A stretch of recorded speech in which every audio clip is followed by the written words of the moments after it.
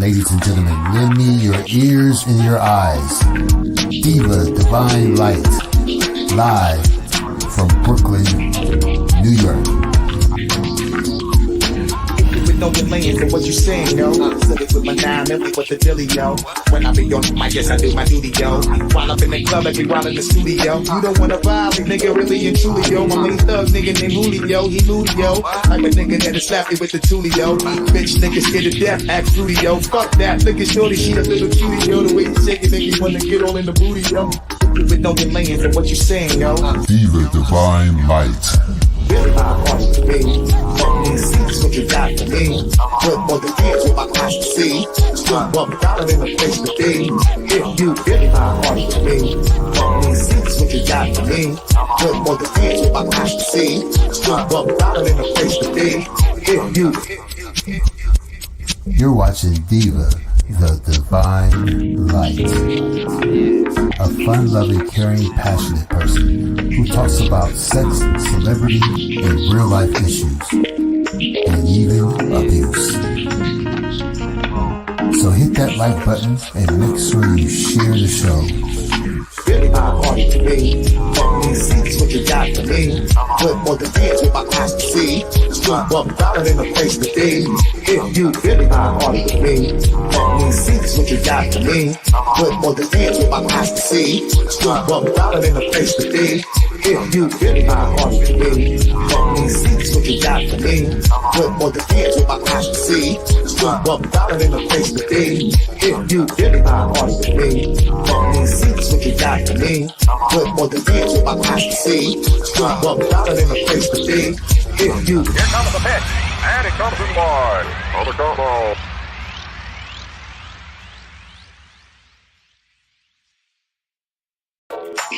Ladies and gentlemen, lend me your ears and your eyes. Diva Divine Light.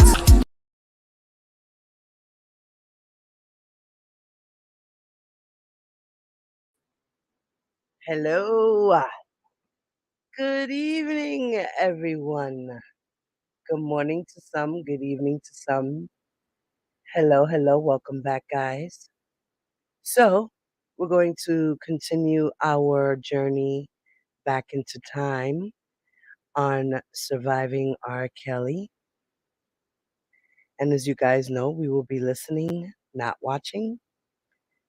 And I will be behind the scenes. Every so often, I will jump in. I will also be taking your comments and posting them on the screen. So let's enjoy the show.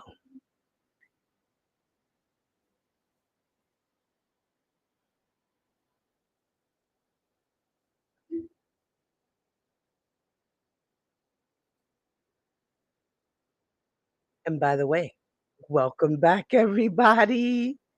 Everybody's in the building. OCOV family. Indigo, Eva, Charlotte, T-Bam, Jacqueline, Sonia, Flawless. What's up, my ladies? Missy.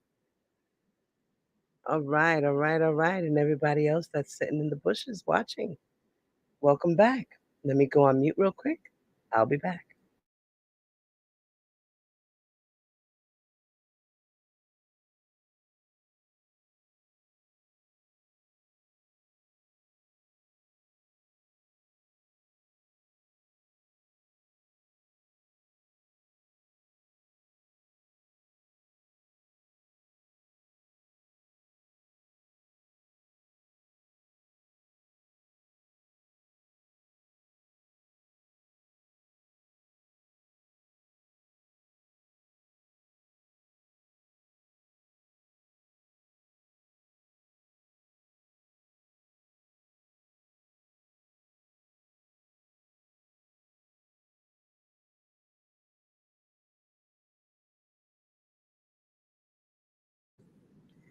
Shout out to the Savages and shout out to the Rogers family. Shout out to you guys. So we're going to listen to part 5 and 6 of the Lifetime documentary, Surviving R. Kelly.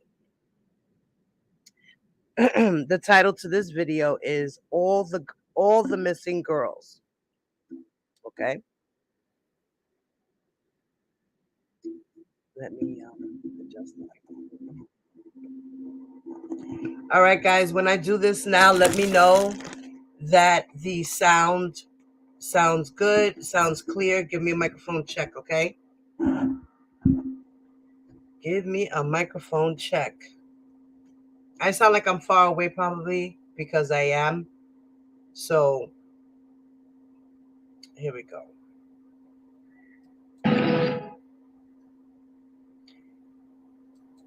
And as we all know, R. Kelly has denied all claims relating to sexual assault, domestic violence, abuse, and sexual misconduct with minors.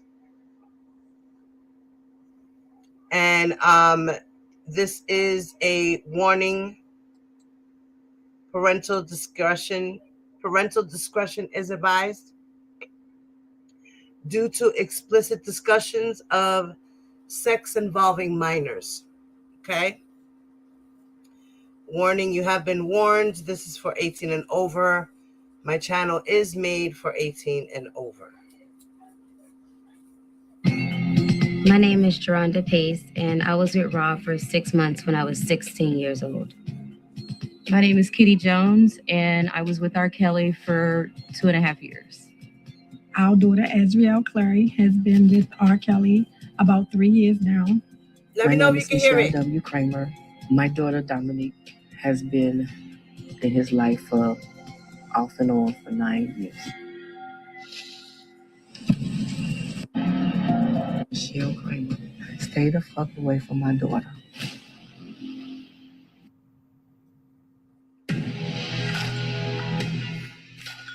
In 2008, R. Kelly was acquitted of 14 charges of child pornography, and his stardom continued to rise. At that time, R. Kelly wasn't at the top of his game commercially, but he still held a place in the heart of people in the media, certainly fans, and he was sort of a cult figure. And for better or worse, his transgressions in some ways solidified that status. R. Kelly has asked a lot of us to forget about Aaliyah, forget about the sex tape, forget about the trial. R. Kelly is innocent. R. Kelly was arrested in Polk back in 2002 on child porn charges, though he was later acquitted. It made him, feel that he can continue to get away with those type of acts. Chicago, 2016. Dominique Gardner met R. Kelly at the age 17. Michelle hasn't seen her daughter Dominique in almost a year. I thought she was fine. She went on prom. She got a job. She was doing what she was supposed to do as a teenager. And we ended up moving to the north side of Chicago. I went to Catholic College for medical billing and coding, and she went for dental assistant. She was doing her own thing. And then all of a sudden, she came home and said, I haven't been telling you the truth. And I said, what you mean? I have still been seeing him. And he asked me to move to Atlanta. And at this time, she about 21, 22. What can I do? She's grown. I didn't want to lose my daughter to him. I had to make the hardest choice. Go against her. Give her my blessing. All I could do was pray and hope one day that she just wake up and just come home.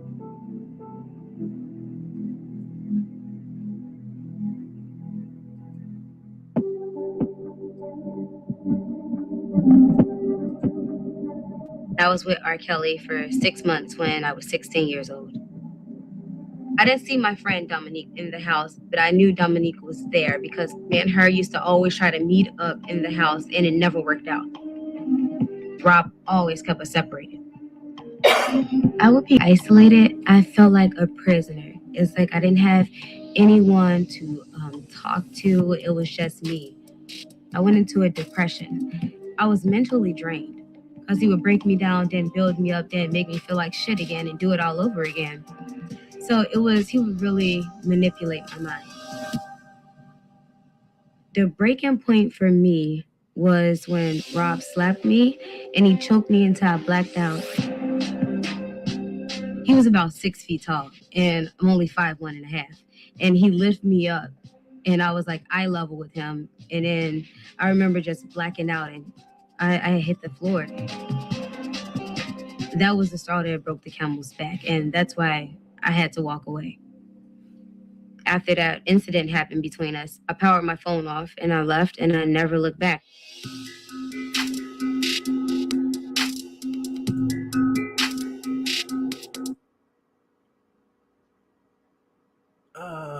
Wait, hold on 1 second. That was the straw that broke the camel's back, and that's why I had to walk away.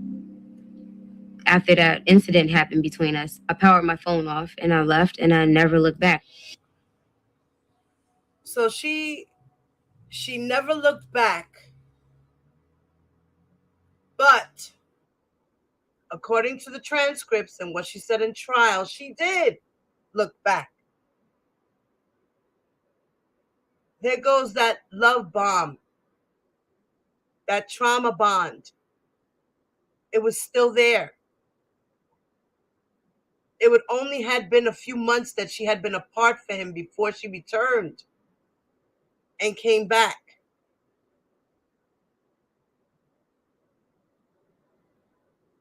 She told him that she still loved him. And I'm pretty sure a lot of these girls do. I mean, they went through an experience with him. And it wasn't just 1 week or 2 weeks. It was a couple of months to years.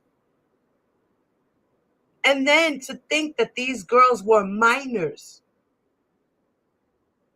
Yeah, they knew what they were doing. They wanted to be there. But they did not expect to be abused. That is not what they asked for. That is not what they wanted.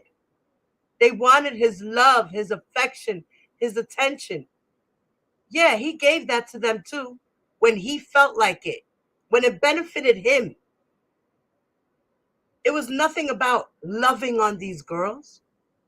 It was about using them as sex slaves, hostages. I don't care if this documentary didn't tell it all, and if some people kept some things from us. This was enough. At trial, we found out more. As the years progressed, we found out more.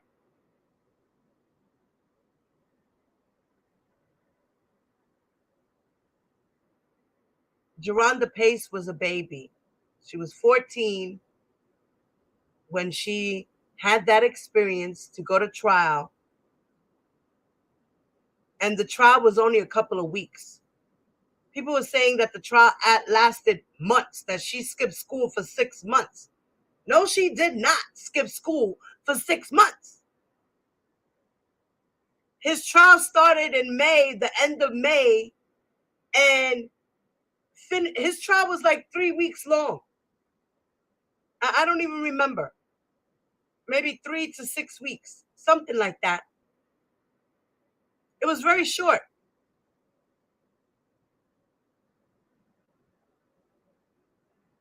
So that narrative of that dumb shit you people are saying, stop. Geronda turned over all evidence of abuse, including her diary, to the Illinois Bureau of Investigations. Okay?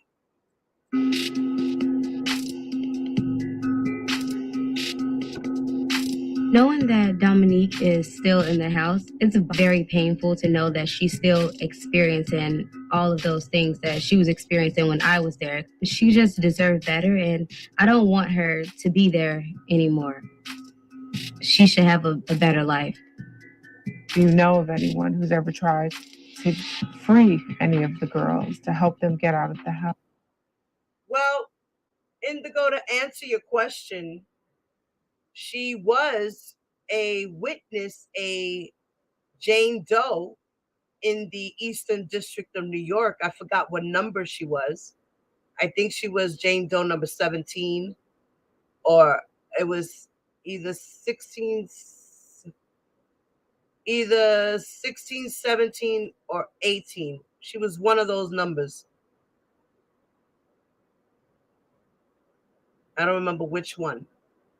But she was willing to participate. She was called to be a witness. She did give her statements. So as far as Chicago, who knows if they'll use her this time as some corroborating evidence. Who knows? Because remember, in the Eastern District of New York, there were 22 Jane Does, and that's including the girls that R. Kelly was being charged with. So Jane Does 1 through 6 were already being charged. 7 all the way to 22 were uncharged acts. You know, and these people, like this black CEO guy, right, talks about, where are all the victims? Why is it only 4 or 5 or 3 or 2 or whatever? It's more than that. It's a total of 32 victims that have come forward against R. Kelly. And they were all minors. There was only a couple of adults that were 19, 18, and even 24 or 22.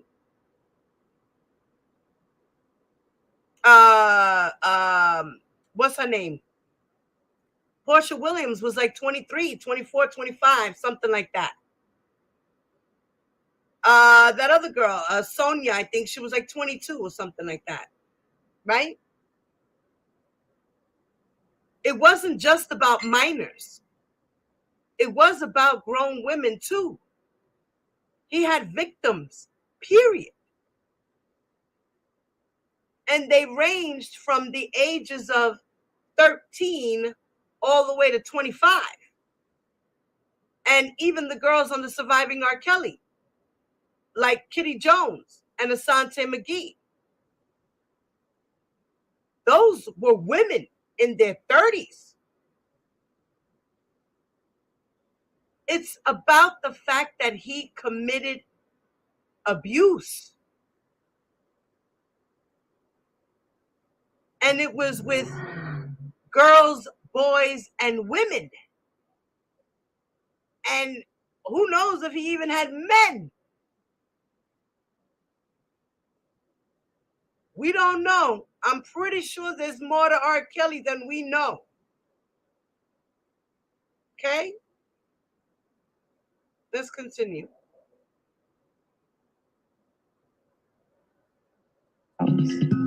I do know of someone who tried to help, one girl in particular. Do you know of anyone who's ever tried to free any of the girls to help them get out of the house? I do know of someone who tried to help, one girl in particular, get out of the house. Can you say who the girl is?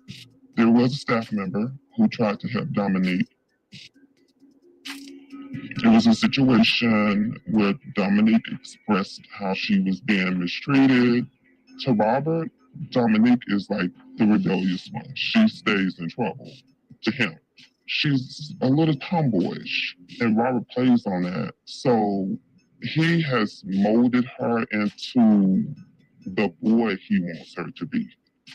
So he's had her shave all her hair off, and she carries herself like a boy. He's even had her dress in boy clothes and paint the beard and the mustache on to look like a boy. So he treats her like his boy toy.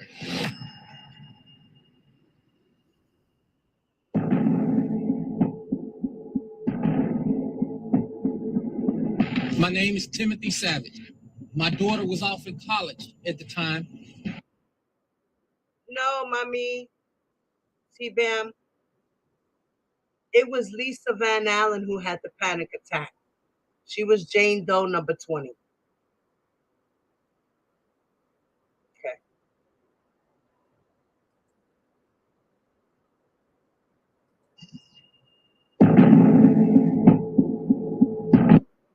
Now, Tim and Joangelyn Savage haven't seen their daughter in almost 2 years. My name is Timothy Savage. My daughter was off in college at the time. I haven't seen her since. My daughter's severely brainwashed. She's brainwashed to the point where she says anything that he asks her to say. She's not the same Joycelyn that we knew. Stockholm Syndrome, that's what my daughter has right now.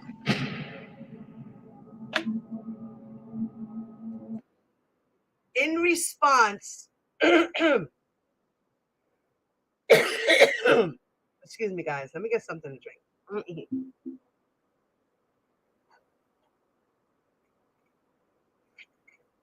See, you know why I think they took out Surviving R. Kelly? Because they added things. They added this here that I'm about to read out to you.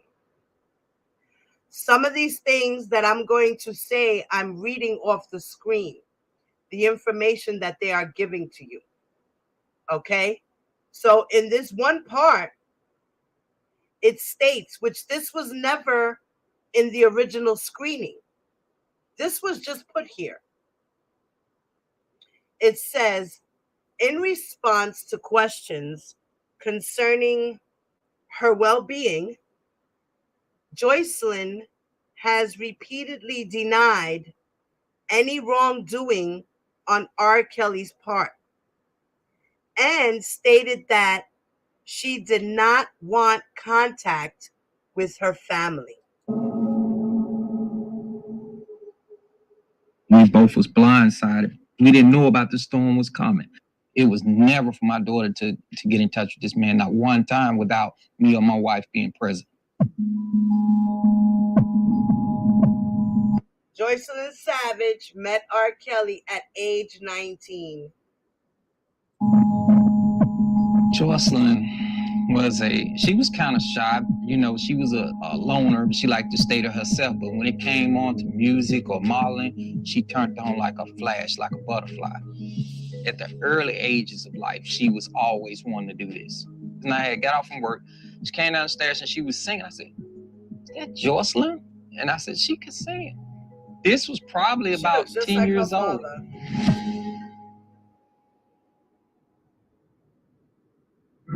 When we met Mr. Kelly, we went in strictly for a professional relationship. I think that R. Kelly could have helped put my daughter in the right position to help her make her a star, because he had a lot of influences with the record labels, and he's created big hits with a lot of people.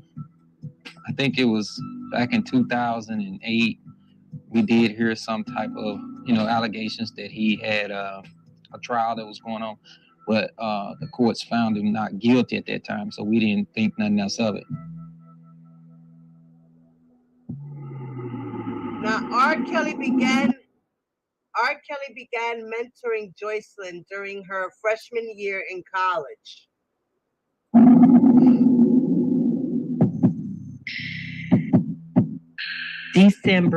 Fall of 2016.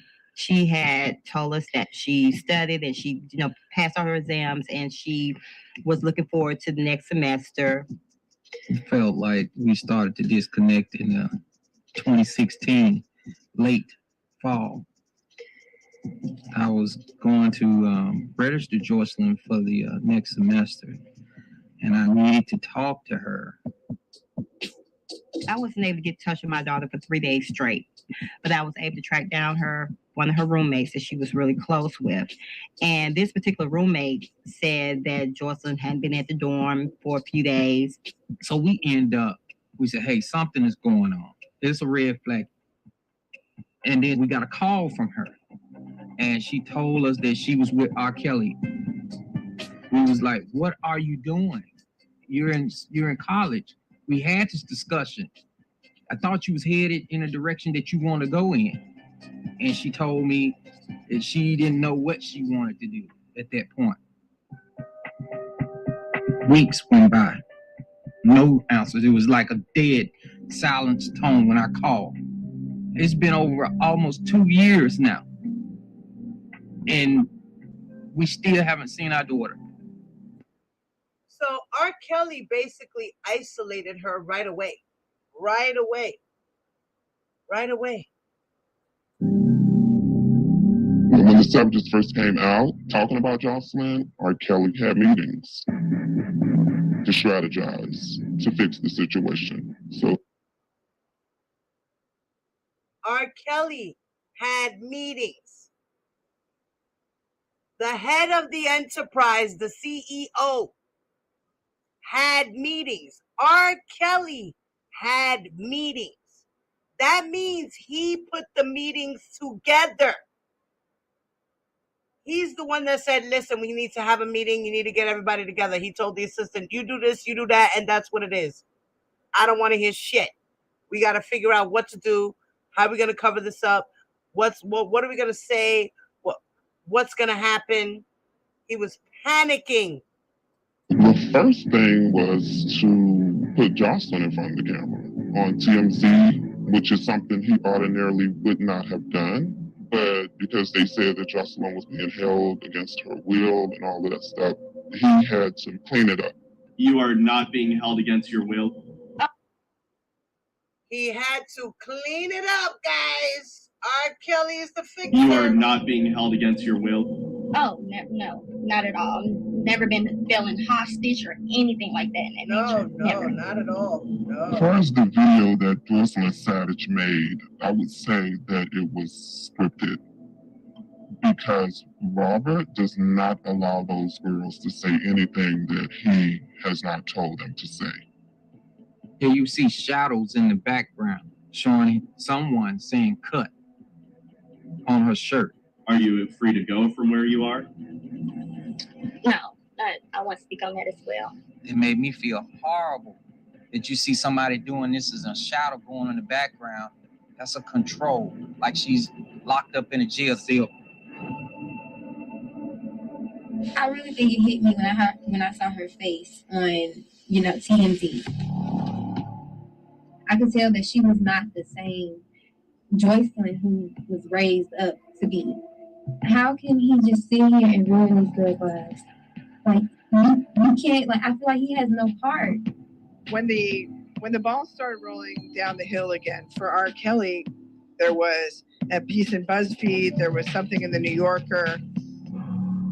The story had hit the mainstream in a new way. BuzzFeed has published an explosive report detailing accusations against artist R. Kelly. According to the report, he's keeping a household of young women in a cult-like atmosphere. The accusations coming from a 9-month-long investigative report, the article quickly becoming one of the top trending items on social media. From the time that the Savages came out, shows started to get canceled. He has lost money from his bookings. So the stories, they have affected his livelihood. And he knows that. I want everybody around the world to know, ain't no tours canceled, man. All right, despite what you hear, don't believe the hype. I haven't canceled not one show. You stand by your word, R. Kelly's not holding any women hostage or he doesn't have a sex cult or... No, none of that is true. None of that's true. All that is false accusations. People talk all the time. It's just rumors. Yeah, I'm out here in LA, just vacationing, and he's in Chicago. Oh, cool. You're doing your own thing right now. Yeah, I'm doing my own thing. When I saw the TMZ video, I looked over and it was my daughter, Dominique. Another scripted act. First, it was TMZ with them in the hotel room. Then it was her at the park. And then now it was them on the boulevard or whatever. And she was with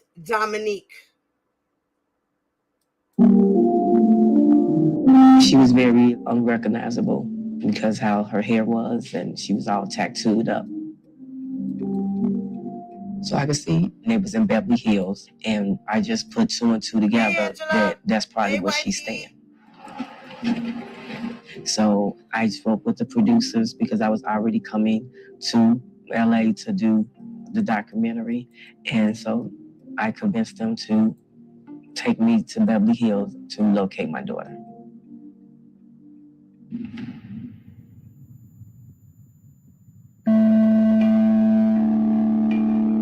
He always have her staying at the same hotels. So that's where I want to go.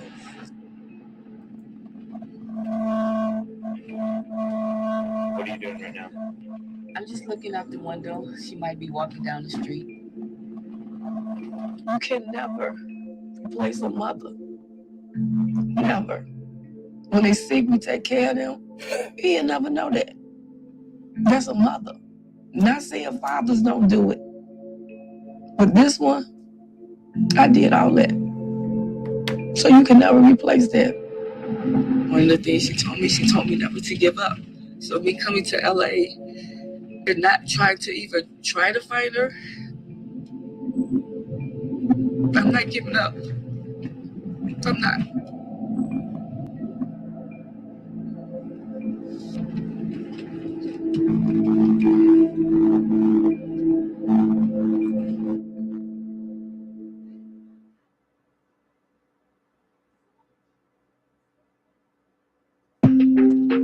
After the trial, R. Kelly has had huge performances, particularly again in Black spaces. He's had the Soul Train Music Award, tribute to Sam Cooke. The 2010 performance, the epic soul extravaganza, is definitely his attempt to come back. He was making also a plea to Black adults. That's why I think he did the 50s thing.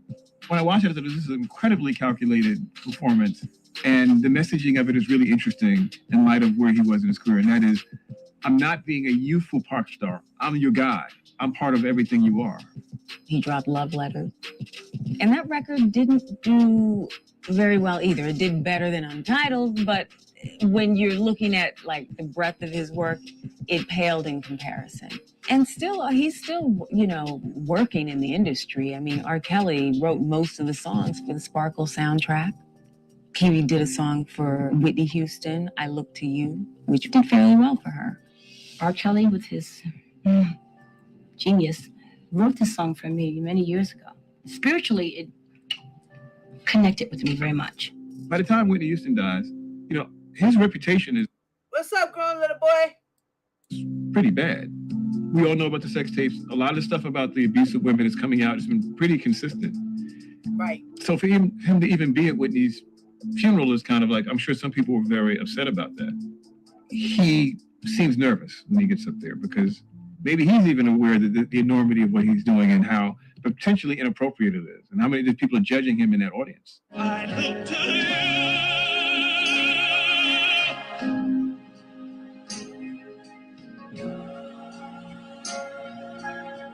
And yet he wins the crowd because of the purity of his emotion. And you see the pastors who stand up during the song to sort of accept his testimony. And it's very powerful. We love you, Whitney. When he has these moments, it elevates him to a status in our community that really is protected. Our society tends to compartmentalize the things we don't want to look at and magnifies and glorifies the things that we do. For example, if an individual is providing something to the society as music, cinema, and politics, we're more likely to compartmentalize the negative behavior and minimize it as a way of accepting what they are contributing. We don't want to let go of R. Kelly because it means let go of all of that catalog of music and the memories that go along with it. Whether you sang I Believe I Can Fly at your graduation or you stepped in the name of love at your wedding, people don't want to let that go. His music is Black music. He crosses over, but he targets the Black people. And as a people, we forgive and keep forgiving you. That's the church in us. But now it's like we have gone from stories that could be dismissed. They just want to bring him down and kill his image. to stories about women who were being kept from their parents.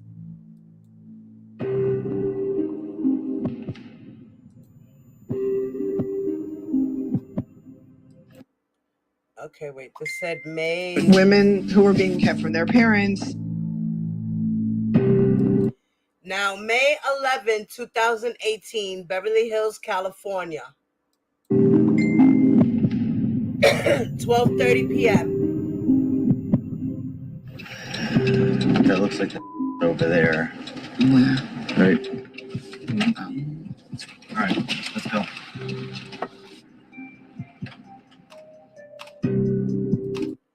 Michelle thinks her daughter Dominique may be staying at a local hotel.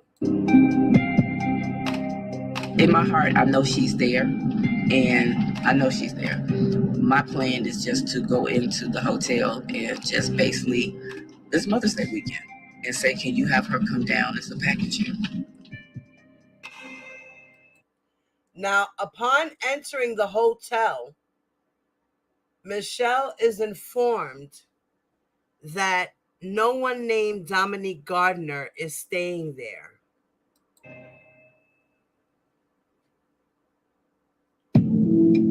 They said, no, it wasn't no Gardner there. But I didn't get to LA not to find my daughter. Can I ask you a question? So I saw this black guy outside, like maybe a doorman or something, and I described Dominique to him. And he said, try the one across the street. And I did not know it was a whole another hotel of the same name across the street.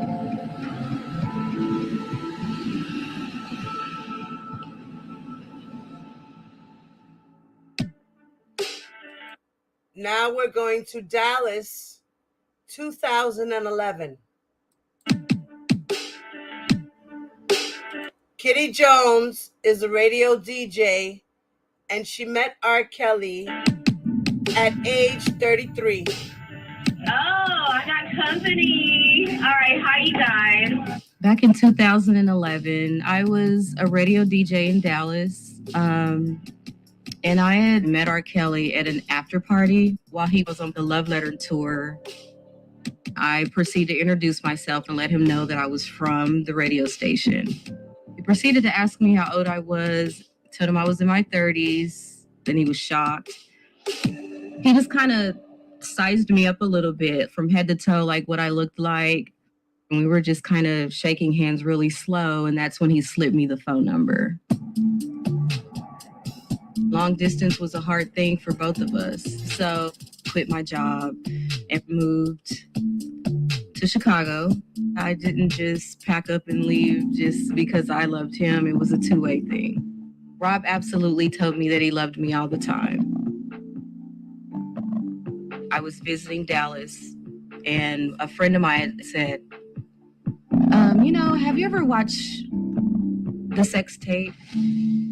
And I was furious with her, and I felt disrespected because at this point, this is my boyfriend. Not only that, I just felt like if you had respect for me, you wouldn't be bringing up something that people are going to always make fun of him over. I'm offended as well. But my curiosity just kind of got the best of me, and I Googled it. And when I saw the images,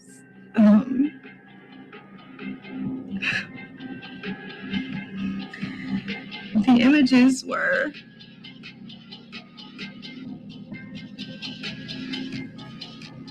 the same girl that he had introduced me to. A couple weeks before, I knew immediately it was the same woman. I just didn't know how to feel. I guess I felt like I was tricked into something. All at the same time, it was just a bunch of emotions coming over me. Like, am I really with someone that did this? So Kitty Jones realized that she was having threesomes herself with Shauna. She was having threesomes herself with Rashonda Landfair. She knew this girl. She had sex with this girl. She was in the same room with this girl.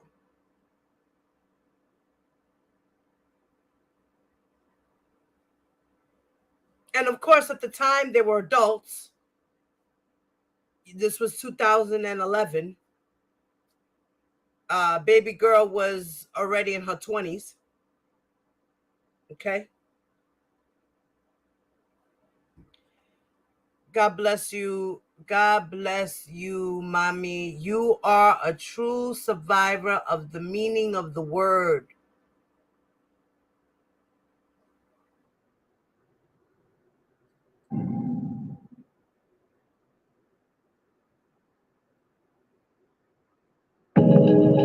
I called him and I was very upset. He could hear me crying, and I said, my friend sent me the tape or something like that. I didn't want him to know that I went looking for it, so I carefully worded it so he didn't think that I went looking for the tape that he went to trial for. He just began like saying things to me that I'd never heard before. Like, bitch, don't ever accuse me of some shit like that ever again. And who are you listening to? Get your ass back. I'm fucking you up. Things like that. And I was just... Wow. All of that came out of him just because she asked him the question, huh? He got real offensive. Woo! If it isn't the truth that hurts, a hit dog will holler. Scared.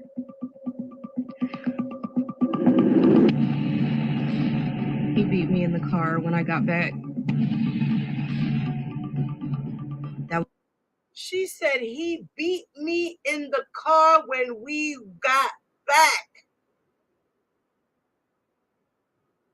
Wow. She said that was the first time he was very physical with her. Just because she asked that question. It was the first time he was very physical with me. Not only do I need to save face for myself, I need to protect him too, because now I love him. And now he knows that I know this secret, and I need him to understand. And the secret that she was holding is what? That he was still messing around with this little girl from 1998, and here it is 2011, 12, or 13. Whenever it was that she decided to tell R. Kelly. She met him in 2011. She left him in 2013.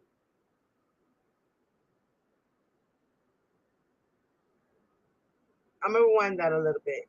Accuse me of some shit like that ever again, and who are you listening to? Get your ass back. I'm fucking you up. Things like that. And I was just scared.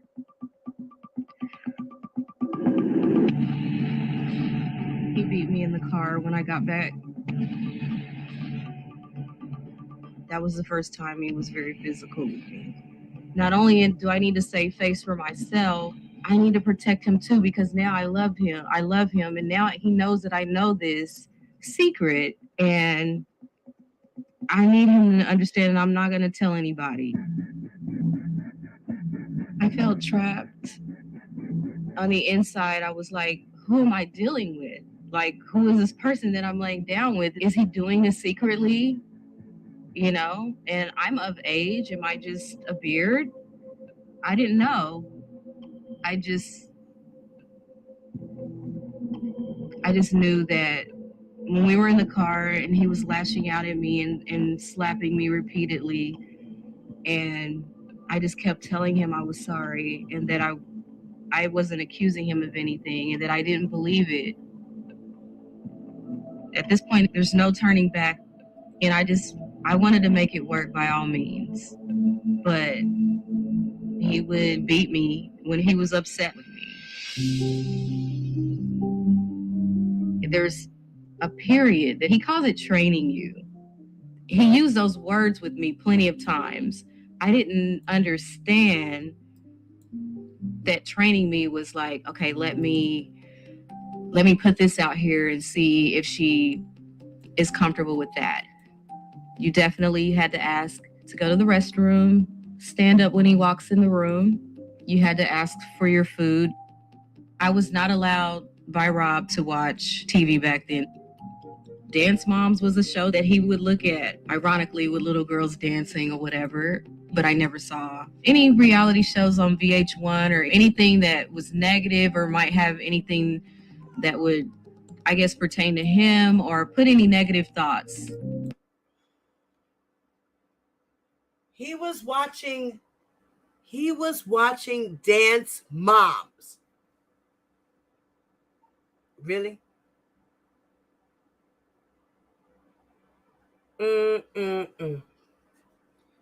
But in his mitigation report, he has no sensuality to pedophiliac.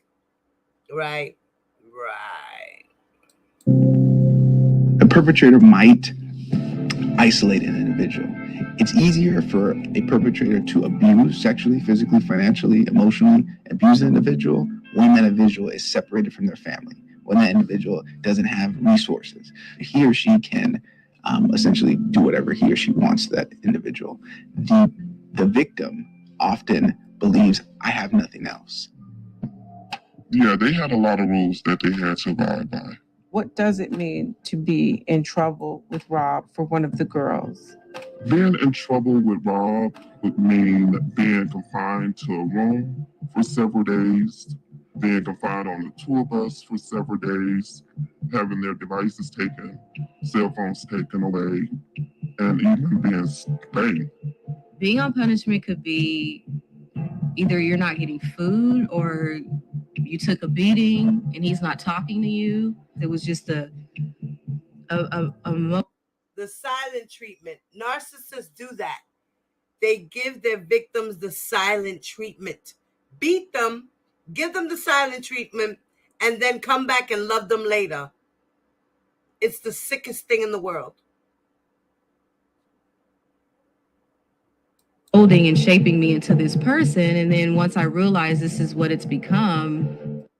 Would mean being confined to a room for several days, being confined on the tour bus for several days, having their devices taken, cell phones taken away, and even being spanked. Being on punishment could be either you're not getting food or you took a beating and he's not talking to you. It was just a molding and shaping me into this person. And then once I realized this is what it's become, it's too late and I'm in it.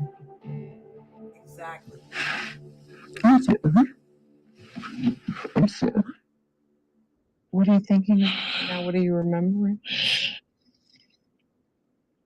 Because when you talk about it, you realize how sick and twisted it really was. And you're crying because you were there and you were there for so long and you witnessed all of that shit and didn't say nothing. And all you did was take R. Kelly's money. You didn't protect these girls when they needed it. Right then and there, as soon as you saw it. All you motherfuckers are complicit. All of you. You should all be sitting in jail with R. Kelly. You're lucky the government let y'all asses slide. Because they don't want the little fish. They want the shark. And thank God he got 30 years and he's probably going to get 30 more. And when I first met those girls,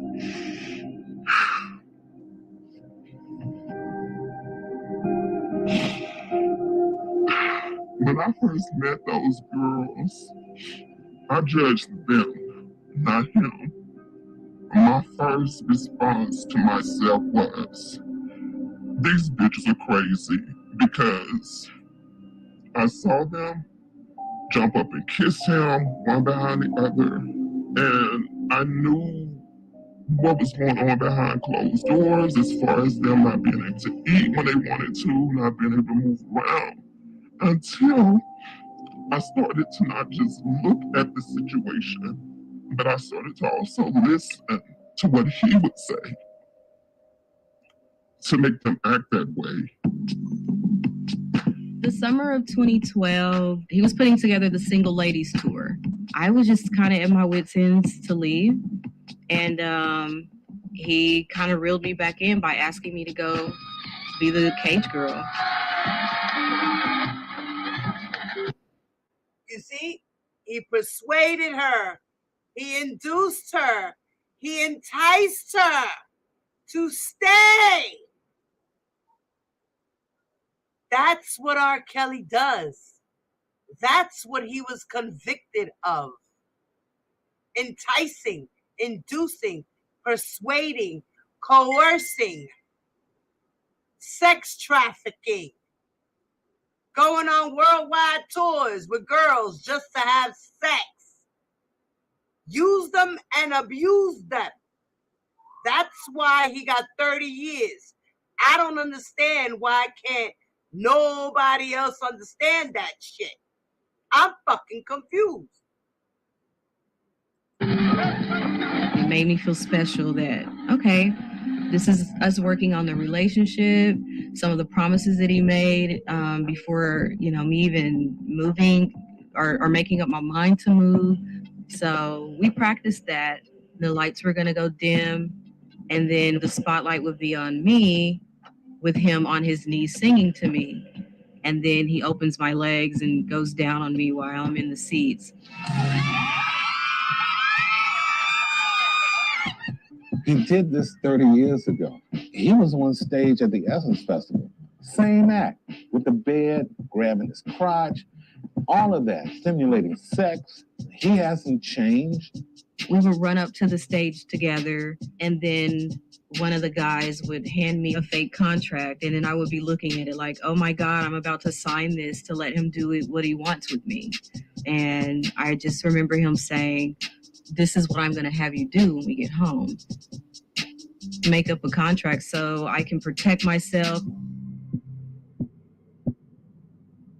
He does make the girls write statements with false accusations against themselves, either saying that they stole something from him or that their parents stole something from him, or even that the parents tried to bribe him or something of that sort. I would call the false statements some type of insurance. And I would even say, in addition to the statements, the fact that he videos everything that they do when they are being sexual with him, I see the videos as being something that he can hold against them. But in reality, those videos that he was holding was something against himself.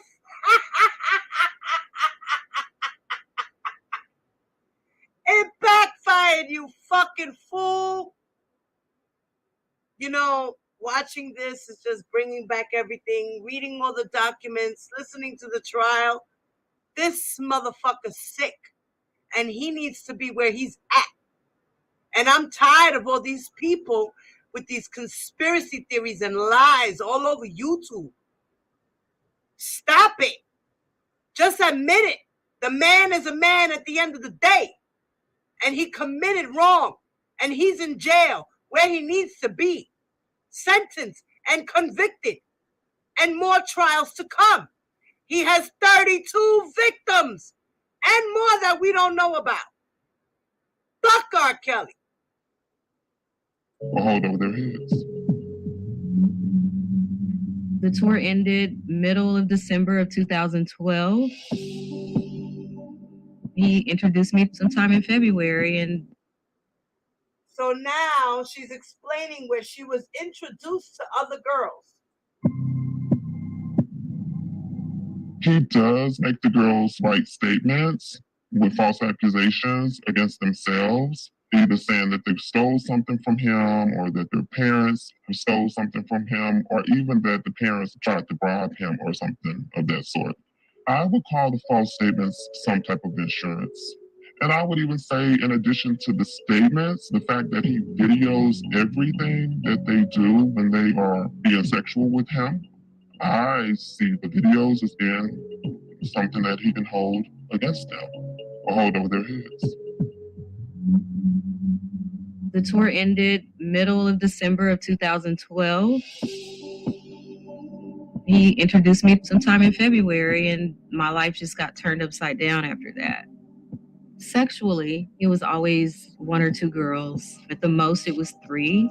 I just had to block it all out, you know, because the sexual part of it is just so humiliating and degrading, and it makes you feel like if you say no, like what the consequences are going to be. He was preparing for the Black Panties album mainly. And my last straw was being starved. I think I was going on day 3. I hadn't eaten the whole day. And I just remember glancing over at him and just making like a subtle movement. And he said, "Don't stare at me while I effing eat." And I said, "I'm not staring at you." Like, I had no fear of him anymore. It was just starting to build up. And I just started thinking of ways to like either end my life or end his.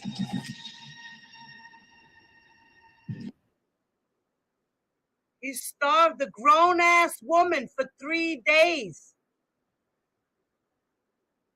Wasn't even a minor, it was a grown-ass woman.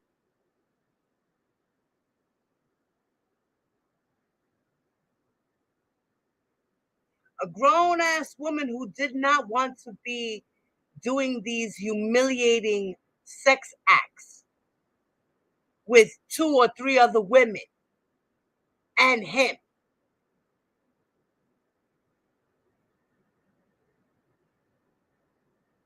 None of these girls wanted this. They just wanted him. But they did whatever they could to survive and to please him, because they all wanted to be number one at the end of the day. He gave them false promises and hopes and dreams, and he fed them bridges, sold them shit, and then burned them bridges. He even did it to his employees, his managers, his bodyguards, his entourage. All them people turned against him. It wasn't just the girls. It's difficult for people who aren't in these contexts to understand, well, why wouldn't she just leave? Why wouldn't she just go eat something? But again, it's been a process over time where this relationship is the most important relationship in her life. She won't do it. Exactly, Eva. He was eating. They were at a restaurant. He was eating. She was staring at him. He got pissed off that she was staring, cursed her out. That's when she was like, I ain't going through this no more. It's going on day 3. I ain't eat all day at all. I'm starving. What the fuck? Do I really deserve this treatment? No, I don't. What am I doing here? Anything to risk that relationship and attention that she'll get from that person. So it can be quite powerful. The next day, even though all this had built up for me to leave, and I felt strong when it came to me getting to the airport, I didn't want to go. I was afraid of what I was going to have to face when I got home, because I was so scared of what people were going to say and think, and how they were going to judge me, and like, what happened? Why are you back? The number of times a domestic violence survivor leaves is between 7 and 10 times before they permanently leave. And that is because of the power and control that the abuser has. So when I got to the airport, it was so scary. I remember trying to call him and text, and I kept telling myself, if he picks the phone up, I'm going back, because I wasn't ready like I thought I was. He used financial dependency. That's abuse. He made these girls feel like he was all they had. I can make your life so much better than what you're living now if you just do what I ask you to do. Do as you're told. Sick. And he never picked it up.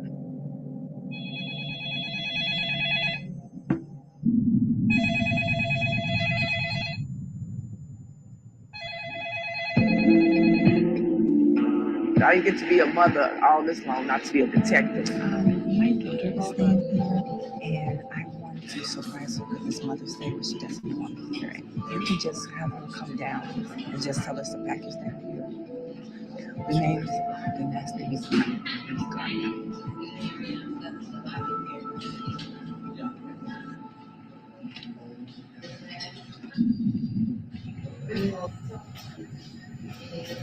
Yes, please.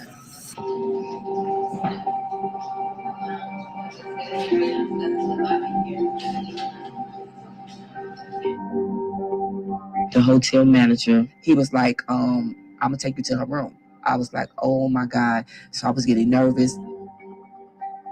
I don't have no words because it's just overwhelming.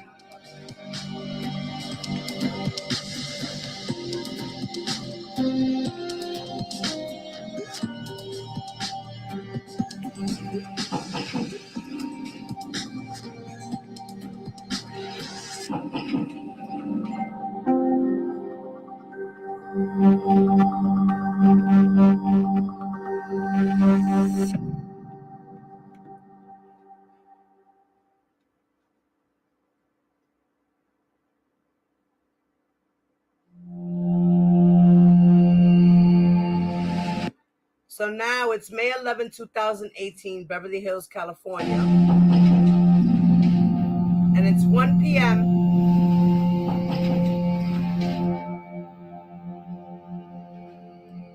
Michelle Kramer is at the hotel knocking on the door with the manager.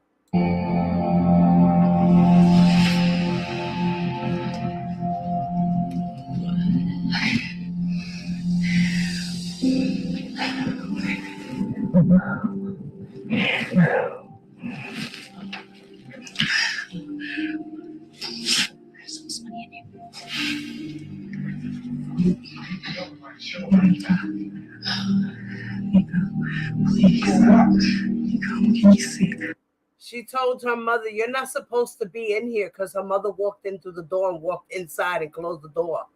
And she was like, no, you're not supposed to be in here. And she, her mother walked out the door and she's standing in the doorway with the door open and she's speaking to her. I need you to come home. Please, I don't know. I need you to come home, baby. Please, Nika. Nika, I need you, Nika. Please. Nika. Nika, stop to home. Nika, don't do this. Nika, please. If I came this far, Nika, don't you dare. Nika, please. Yeah, you ask.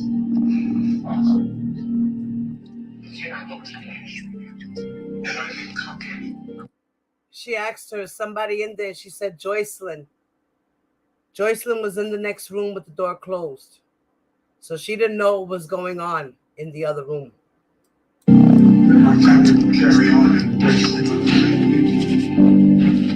Okay. Yeah, good. Thank you.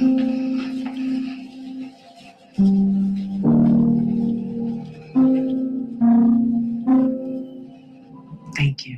No, you made this the best Mother's Day ever. You don't understand. You don't understand.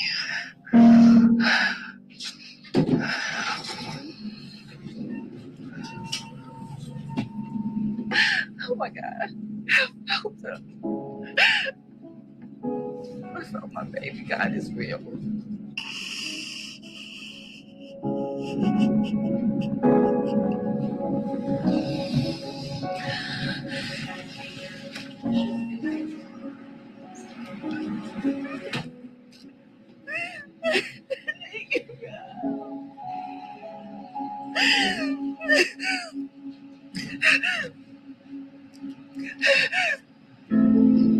Any man that don't let their mother see their child see their mother, and she still living, you ain't got no heart. I saw my daughter. I hugged my daughter. I kissed my daughter. And she said just your daughter was in the room. At this point, she's speaking with Joangeline on the phone. Michelle Kramer speaking with Joangeline Savage on the phone and telling her that Joy was in the other room, in the hotel room with her. Things that can support girls and women getting away from abusive situations. One is time. One is reminding the girl that she has her own identity, that she's cared for, that she's loved. You've seen parents put out media blasts in different ways, reminding the girls that they're loved.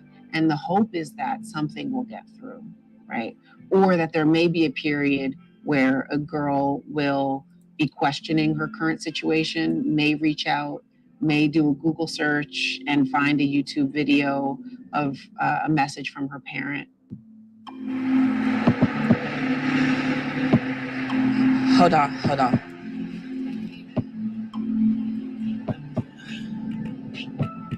Okay. Oh, she want to talk to me. I gotta go. Bye. My daughter want to talk to me. Bye.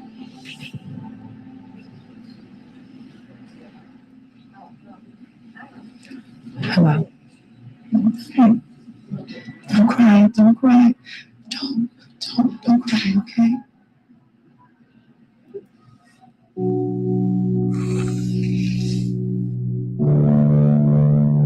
I feel like she was happy to see you.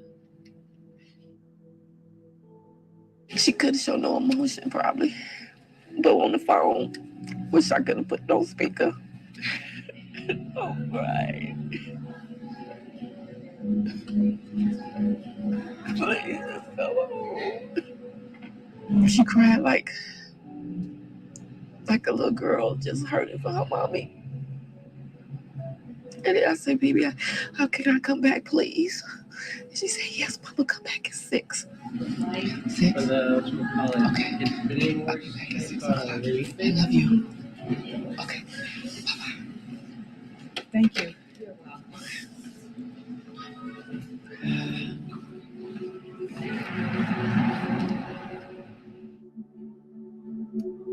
Azriel Clary met R. Kelly at age 17. Our daughter met R. Kelly at a concert in Orlando that we all went to, celebrating for my husband's birthday.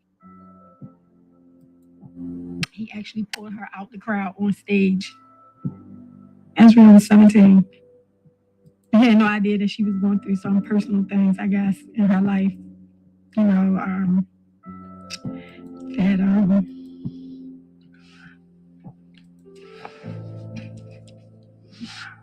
oh, say, can you see? She's a remarkable singer. Actually has been singing since she was about 5 or 6, but singing kind of like professionally since she was about 8. She's been in so many different contests, shows, won so many awards. That was her thing. She wanted to be a famous singer. She had a bubbly personality, very fun, like full of life young lady. When R. Kelly picked my daughter to go up on stage, they danced, and it was a bunch of young ladies he picked out. Everybody knew R. Kelly background with females. You know, you kind of suppressed the thought. He's never been found guilty on any of the charges. So, I mean, if you look at it, you know, from a legal standpoint, you think, okay, maybe it wasn't any truth or validity to it, because people make accusations on people all the time. It doesn't mean it's actually true. I felt as though, you know, yeah, I know his background, but my daughter gonna be different. I'm right here with her mom right here with her. So I was, you know, me being a father, a protective father, I'm okay with it, because I don't think none of this could happen to me. Then the way they had to exit was through the back. So during that time, we was waiting, kind of getting a little nervous. Went to the corner where the VIP was, and then that's where she exited from the back side of the stage. He told us that he had asked her to hear us sing. He liked it, so he gave her a number to contact him. Azriel was in the 11th grade. We didn't find out right away, but she was secretly, I guess, calling him and texting him and had been talking to him on the phone. One day, the time that she's supposed to be home, I called and she wasn't home yet. Finally, we get a phone call. She finally called me and said, "Oh, I'm at a hotel in Kissimmee meeting with R. Kelly." How and why, did this happen? I was really shocked.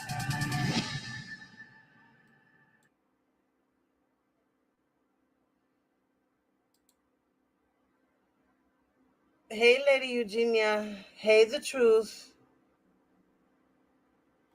So, they were shocked. They didn't know where she was going. All that shit right there was all bullshit.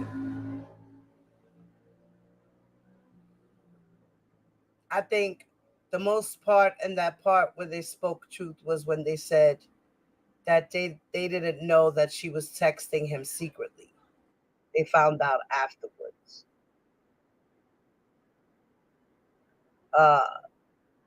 The whole thing was he was up on stage with her, right?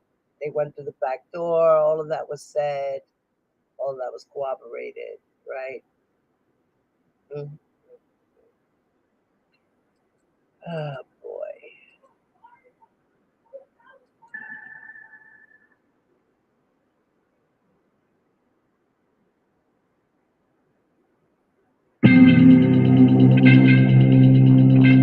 One day, we get a phone call. She finally called me and said, "Oh, I'm at a hotel in Kissimmee meeting with R. Kelly." And the first thing I thought was, I have to leave work right now, immediately. I called my husband and he was at work and he said, "I'm on my way too." He left work. That's a grown man. And I've heard of the allegations in the past about him. So it kind of freaked me out because I'm thinking she's never done anything without us. Why would R. Kelly as a man want to meet our daughter by herself? Why would she even go without one of us? And we told her from the beginning when she got it, we don't want you around him Nova by yourself. You always gotta be with one of us. As I get to the hotel, I see her car, and then I see it's two of us, so I know she was at the hotel. So I was kind of relieved that okay, she is here. When we go inside the hotel asking for R. Kelly room, they were saying there was no such guest there. And we're like, okay, we know there's a guest there because his tour bus is outside. My daughter's car is out there. And, we need our daughter to come down. She's a minor. So they got to hear the security to come. And because we were actually going through the building and knocking on the doors, they told us we couldn't do that. So basically, he came back and said, "Yes, we do have him here. We're trying to find out what room, locate your daughter, and could you be patient and just let us, find out what was going on?" Because apparently he had 2 floors or something of rooms. And she was with R. Kelly in a room alone. She was auditioning is the word that was used. She was auditioning for him. And so we said, no, she needs to come down, or he needs to come down. Well, eventually Azriel came down. He never came down. She went into the whole spill. Hey, we messed it up. It was a real interview. And why would... Now the parents never came. She never came down. She called the parents on her phone. She never came down. The parents never went to the hotel. That was all a lie. You come down, y'all gonna mess up my shot. This is my chance. This is what we all working for. This is my career. Y'all supposed to back me. And I'm like, you know what? Maybe it was innocent. And maybe it was an interview, but she should have called us. I believe that R. Kelly thinks that he's invincible. He was acquitted. What makes any of us think that he will ever be touched. So I think he believes that he has a pass for life because no one's been able to touch him at all. We're riding home. Azriel's basically saying how R. Kelly is like a musical genius and he could possibly help her move into the next level. She went home and researched. She went home and researched him and saw all his music, he worked with and all that. Songwriters, like all the songs he wrote for, people he wrote for. And so she was just like amped. She was excited. She thought this was her break. We were like, you need to get R. Kelly on the phone. And so then we had a conversation with him that first we were not happy with what just had took place, and that should not have transpired without one of her parents being present. And I asked him, is this how you conduct business? He was like, nah, he was leaving. He thought it was okay. Azriel had assured her that, it wouldn't be a problem if she came over there and did the interview now, and we were supposed to meet him over there. We told her, like, basically, for you to do anything else with him, she cannot be with him by herself. Honestly, I didn't think it was a good fit. I didn't want to have any part of it. But Azriel actually pressed us. She made her little threats about if we didn't, let her do this, what she would do. And now looking back at it, he was very manipulative. So it was a plot. It was that's a strategy he did.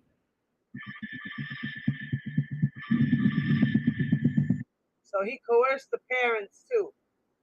See?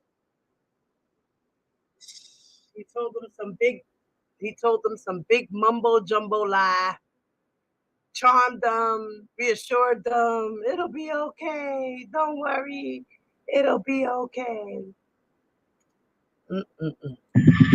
May 11, 2018.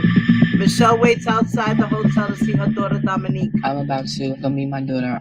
She said go at 6, but I'm going to go now because I just need to know. I'm just anxious and I just can't wait till 6. How are you feeling right now? Nervous all over again, like 5 or 6 hours ago when we first went to the door. But God didn't leave me here and then take it away. I come too close.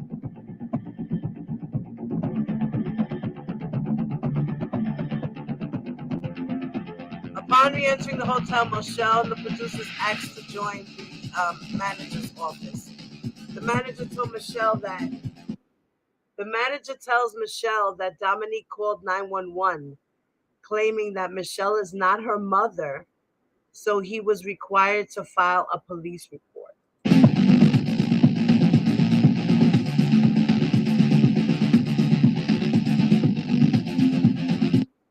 He warned Michelle she will be arrested for trespassing if she does not leave.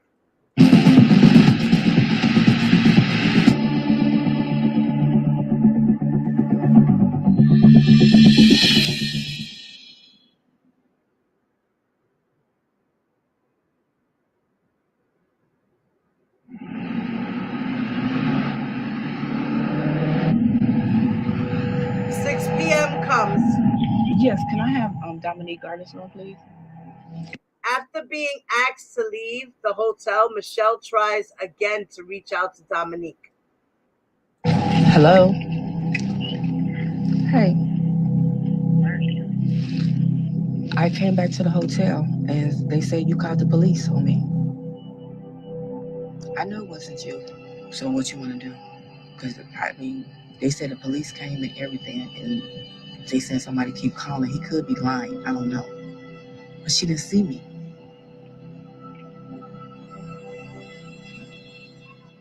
She hung up.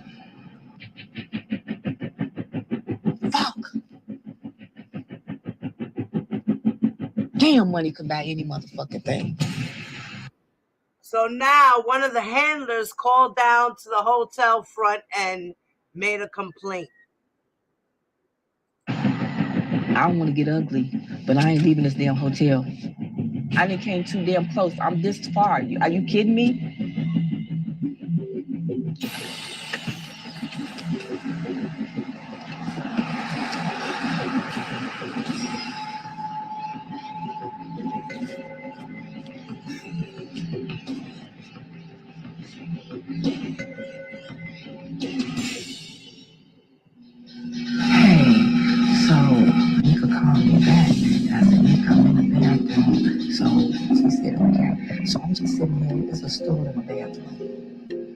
I went to the bathroom. I waited about 10 or 15 minutes.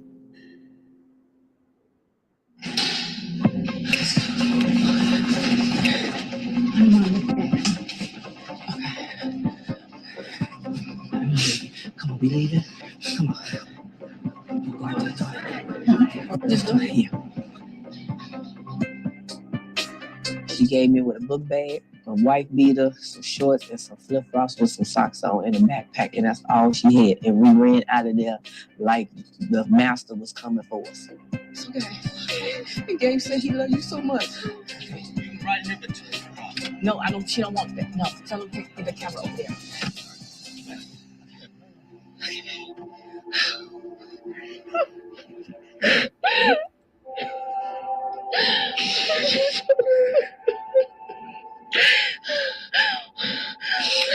It's okay, baby. It's okay. You brave, okay? Look at me. Look at me. You brave. You so brave. You so beautiful. This was God. You know that, right? You know that, right? Look at me. Look at me. You know that was God. You didn't even think I would come for you, did you? Did you? What you crying for, baby? Huh? What? Happy. You so happy. I'm happy for you. Look, this the best. I know I love you too. I know, baby. I know. But you did good, baby.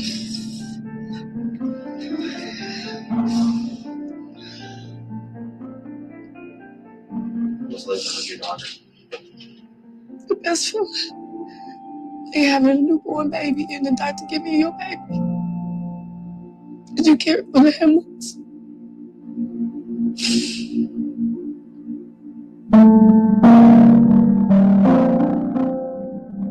There's 3 drugs out there: crack, heroin, and R. Kelly. And she was trying to fight that drug. She have seen some stuff. She done did some stuff. And I believe that he have said some things to even maybe try to come home to her families or all the girls' family. She don't understand how many people love her. But his sick ass always make them think that nobody loves you but him. And I told her nothing will ever happen to her. And I meant that.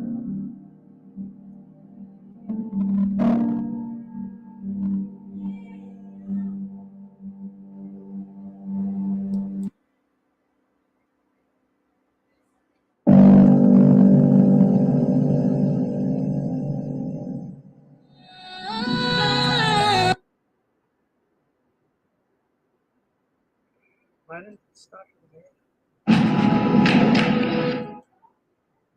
Robert. R. Kelly is this fun, laughing, loving guy. But Robert is the devil. She fell in love with someone that is a predator. It's heartbreaking. This man is a monster. You need to see the effects of your behavior. He's proving that he's never going to take responsibility for his actions. That's a predator that's telling y'all, I'm gonna get these girls to do what I want them to do, when I want them to do. And so we decided to protest. He needs to worry about righting his wrongs, period. I hope Robert is trying to get his sins together. Whatever's in the dark will come to light. Time's up for R. Kelly. Oh, I'm at a hotel with R. Kelly.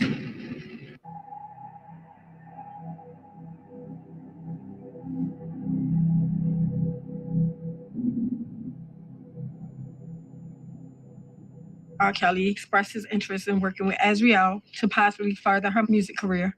And he wanted to be her mentor. Honestly, I didn't think it was a good fit. I didn't want to have any part of it, but Azriel pressed us. She made threats if we didn't, let her do this. We told her, basically for you to do anything else with him, she cannot be with him by herself. She was flying back and forth to different cities, but one of us was always in attendance, either myself, my husband, my son, or my oldest daughter, Isis. Azriel and I arranged for me to go to Chicago, and I was supposed to stay for about a month or two. But when I got out there, it wasn't what Azriel meant to be, nor him, R. Kelly. Some driver picked me up. We went to the studio, and we sitting in there. He making music. He spoke to me, hey, Isis. You know, it was cool at first. But Azriel made it to be like she could go places, she could do things. We couldn't do nothing.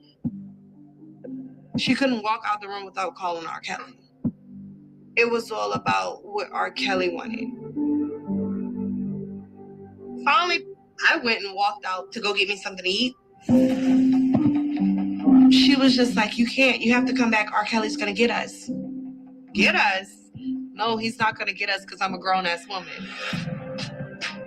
She was like, no, you just have to call him and let him know where you're going. I'm not gonna keep picking up the fucking phone and calling R. Kelly. He ain't my daddy. My daddy's in Florida. When I woke up in the morning, she wasn't there. So I was like, okay, he must have came and got her. I was calling Azriel, no answer. I know where the studio is. I walked to the studio and I walked in. R. Kelly's nephew was there. He said, oh, they left. And I was like, they left? He was like, yeah. And I was like, why? R. Kelly's nephew, that must be Alex. Where's my sister? Like, I don't know why you believe in my sister. I'm here. So I started yelling and I started cussing. I was like, somebody didn't bring my sister out here. And my sister came out and she was like, what's wrong? What's going on? I was like, we're leaving. Like, let's go. I started dragging my sister out of the studio. And then R. Kelly's pulling my sister too, and I'm pulling her too. I'm telling R. Kelly, I'm going to call the police and tell them you kidnapped my sister. Period.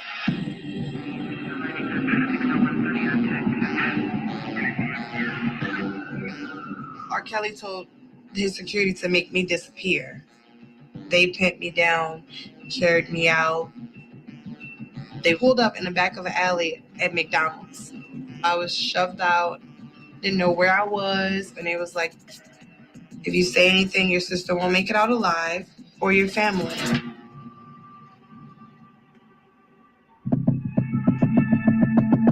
My daughter Isis called back home. She was like, nah, Az and them, she want to be up here, but we need to leave. My parents, they had to get me another room because I told them I didn't feel safe, but they didn't know what was going on because they said, don't mention anything about it or your sister won't make it out alive. So your parents didn't know that this situation had happened? No, I didn't tell them.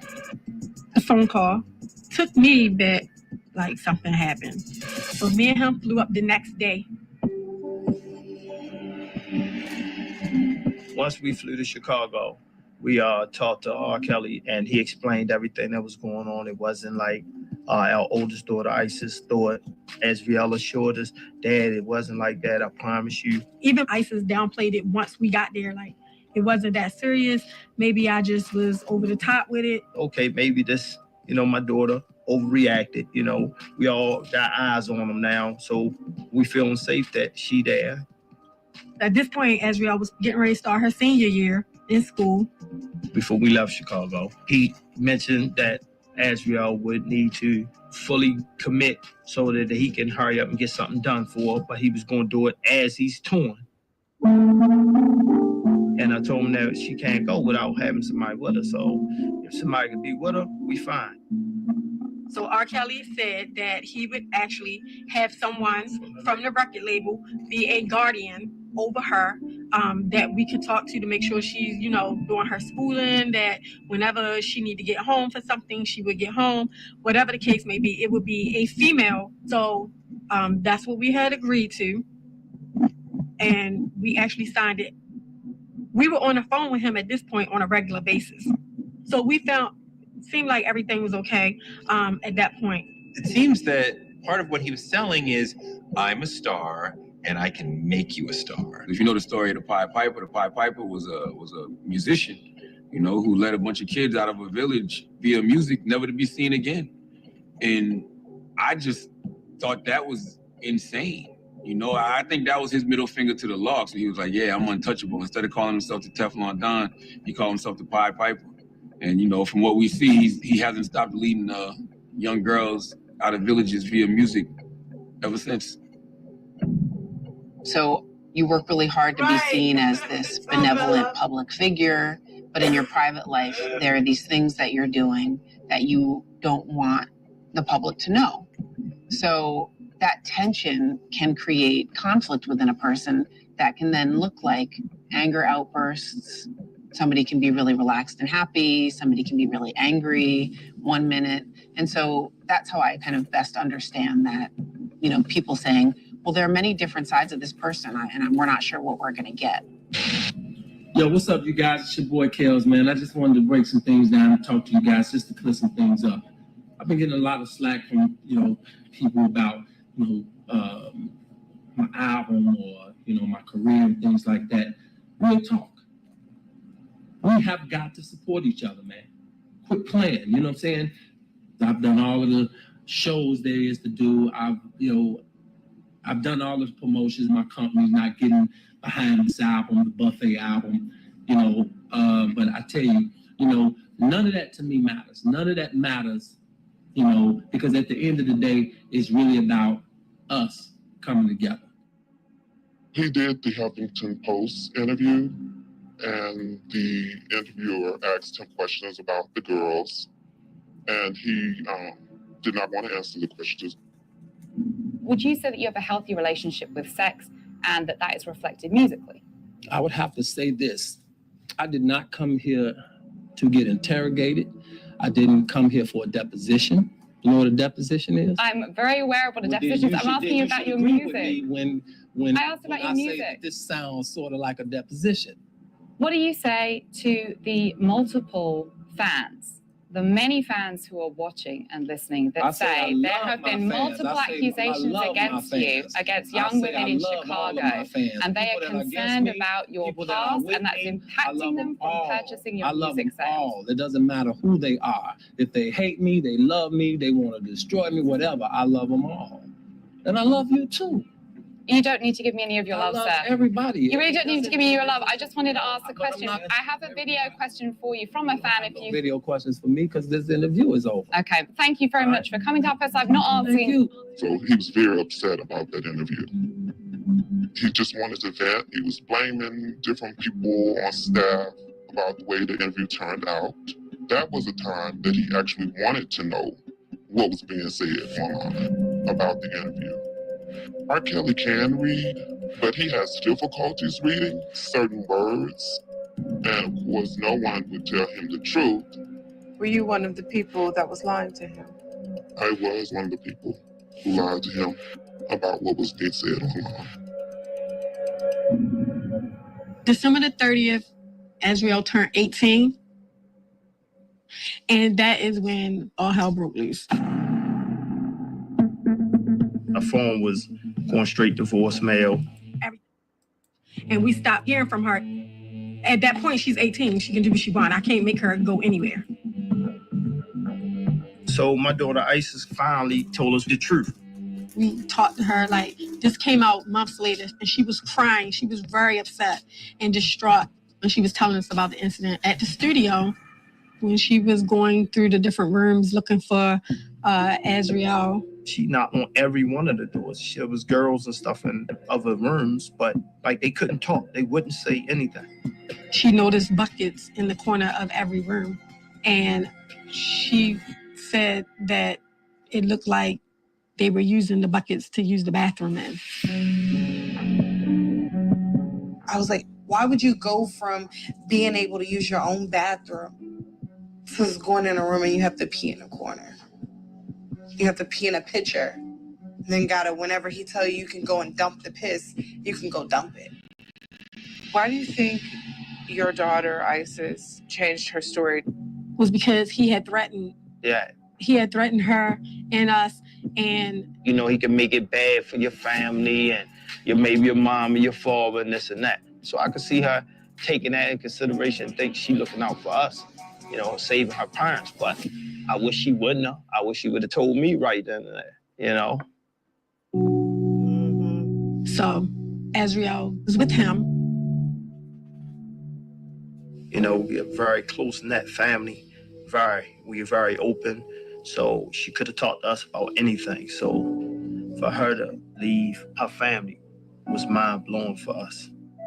I call the number that I had for her 3-4 times a day. I don't get an answer, don't get a reply. I text. When you have a child that's lost and passed away, you know they're gone. Like, you're never going to see them again. But this is a little bit different because I know she's somewhere. It's just that he won't allow her to talk to me. She fell in love with someone that is a predator. It's heartbreaking.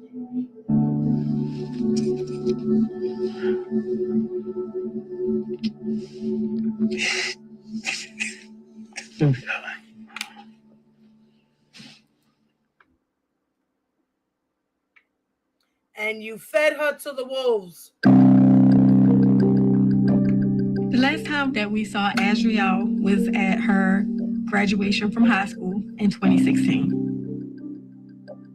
After Azriel turned 18, we started having all kinds of people from social media, just from everywhere, reaching out to us anonymously saying, all this was going on with our daughter and that we needed to get her away from him. Okay, why you didn't tell us that when she was 17? And so this anonymous person actually put us in touch with the Savages. One of their daughters, Joycelyn, who was 19 at the time when she met R. Kelly, is also one of the young ladies that is with R. Kelly in his sex cult. To meet Tim and his wife, that was a kind of relief as a parent to finally meet somebody who actually is going through what we're going through. Because all the people that was around us that could say, oh, we understand, you don't understand. Nobody could ever understand what it felt like to have a child that's living and breathing and you can't see him.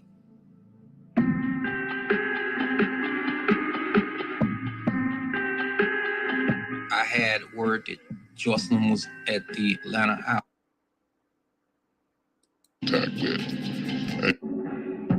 R. Kelly know about the wellness check in Chicago. There's no nothing on her body. Understand. Nobody could ever understand what it felt like to have a child that's living and breathing and you can't see him.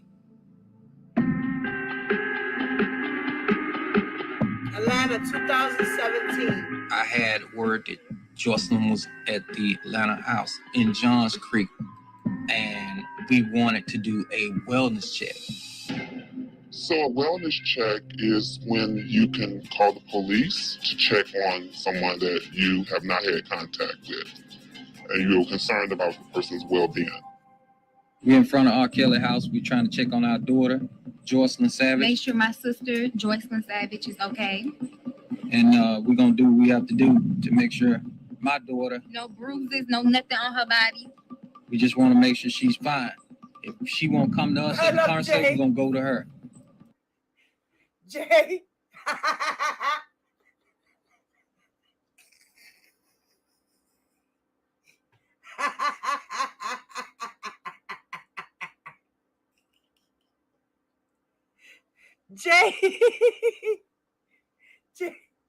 Jay was like, yeah, make sure she ain't got no bruises on her body. That's right. Uh-huh. We here. Come the fuck outside. That was a kind of relief as a parent to finally meet somebody who actually is going through what we're going through. Because all the people that was around us that could say, oh, we understand, you don't understand. Nobody could ever understand what it felt like to have a child that's living and breathing and you can't see him. That's a horrible feeling. I had word that Jocelyn was at the Atlanta house in Johns Creek, and we wanted to do a wellness check. So a wellness check is when you can call the police to check on someone that you have not had contact with, and you're concerned about the person's well-being.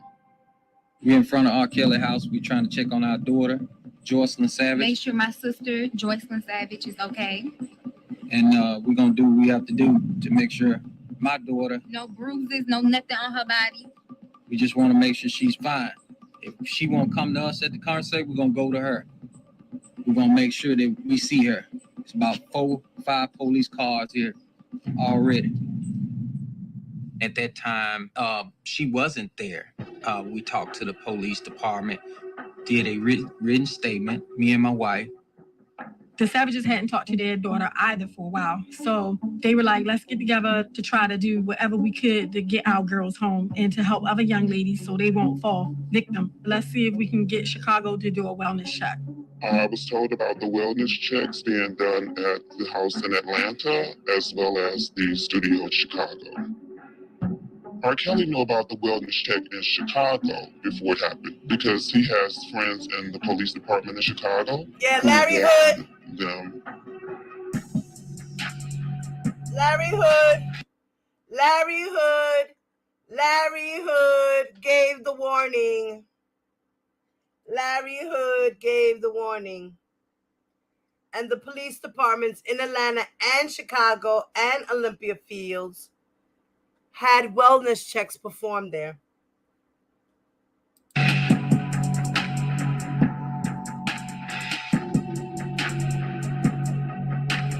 And when Joycelyn and Azriel were contacted, each reported that they were fine. The police officer went and talked to the girls. He told the Savages about their daughter, and then he told us about our daughter. He basically said both of the girls were okay. They looked healthy. But at the end of the day, that doesn't mean anything. My daughter is still not home with me. My daughter is being mistreated. We really want to know, what is he hiding? What are you really hiding? Why won't you let us see our daughter? Exactly. Throughout this whole process, initially I had told you we had people come out anonymously. And I think he wouldn't have all these problems if he would have just let the parents see their daughters and take them home. He should have let those girls go home. Tell us that, you know, what was going on with Azriel once she turned 18. We have people coming back, other young ladies that's telling us stuff. I mean, this is crazy. This man is a monster. That's what he is. Yes, he is. I remember reading about the Savages and the Clarys and their desperation to get their daughters home. And while I wasn't surprised, I was surprised. We've seen such a progression from the very first allegations we heard of him picking up young girls and having sex with them till now. He's still engaging in this behavior, but it feels like he's being more clever about the ways that he preys on this community of girls.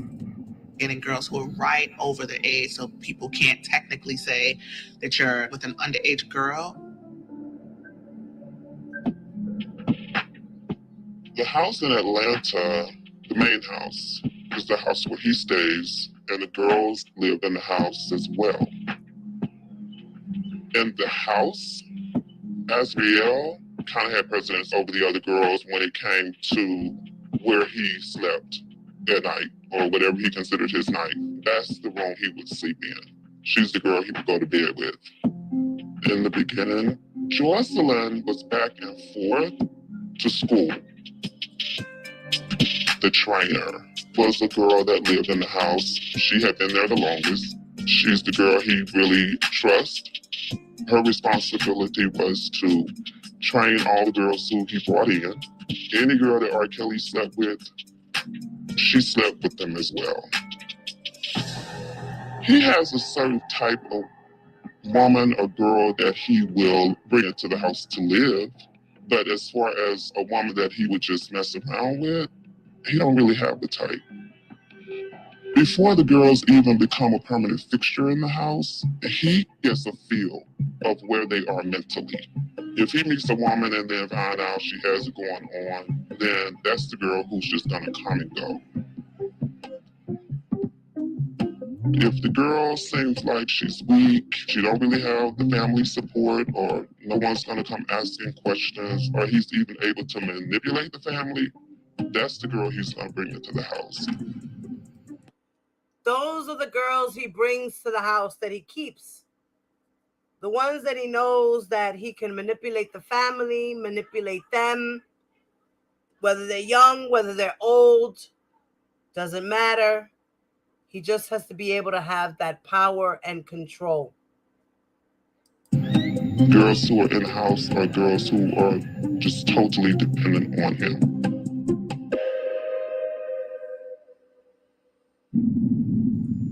Asante go McGee for the younger superfan girls at because they 35. Asante McGee was labeled as a super fan, and she was the age 35. they're weak-minded.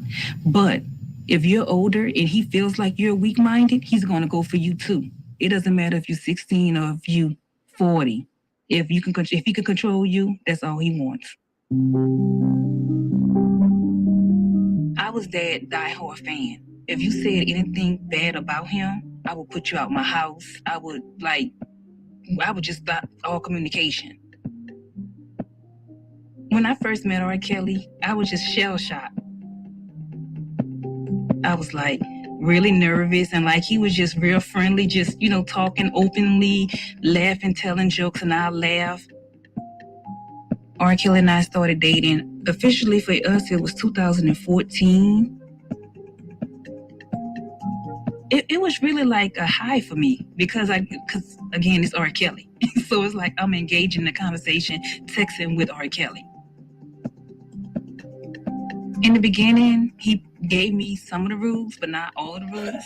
He pretty much let me know that he had other girls. Either I accept it. If I couldn't accept it, then there's no need for us to even try anything. At the time, knowing that I was not the only woman in his life, I was okay with it because I felt like he was honest. I was married before. My husband, he was abusive as well as he was a cheater. And I respected the fact that R. Kelly was honest to let me know that it's not just you that I'm seeing. So it was just like a dream come true. And it was like I was willing to do anything to please him. Starstruck. These women get starstruck, and then the charm just sweeps them off their feet. When we started becoming intimate, I was living in my home in Atlanta, and he was living in his home in Chicago. I would travel back and forth to Chicago or wherever city he was at as far as the tour. And then he was also coming to Atlanta a lot as well because he was using someone's studio and playing basketball. And so I was with him when he was in Atlanta. As a fly-in, it was normal life. Just me and him, two consensual adults having sex. Nothing out of the ordinary. 2 years within our relationship, I started seeing the changes when he invited me to move into his house. The way he invited me, well, he didn't invite me, he told me. I went to his tour in Houston, Texas, and I'm thinking I'm about to fly home, and I was told by one of his assistants, you need to go get your clothes because you're going to end up in the next city without any clothes. I'm like, huh, what do you mean? So I got my suitcase and got on the bus, and we ended up in Atlanta at his house in Johns Creek. He said, welcome home, my babies. And he opened the door, and I'm like, welcome home. So he gave us a tour of his house, showed me my bedroom, showed us all our bedrooms. And he told, us to go ahead and go in your room, put your clothes up. I didn't start having to ask R. Kelly for permission to eat and stuff until he actually moved me in the house. It was just like a nightmare.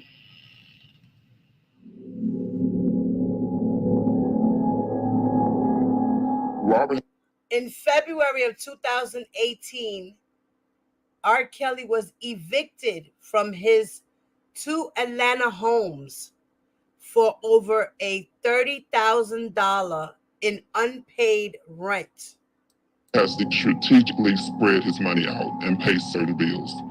Because he's lost money, he don't have the income coming in like he has previously, so he did get evicted from the house in Atlanta. In May of 2018, Asante returns to the vacant home where she once lived with R. Kelly.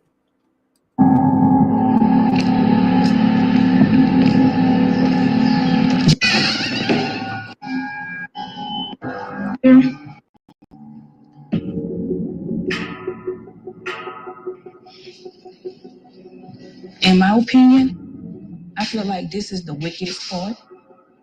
The whole room was black. He had black curtains. He had basically furniture was black. And right here in the middle was the actual bed.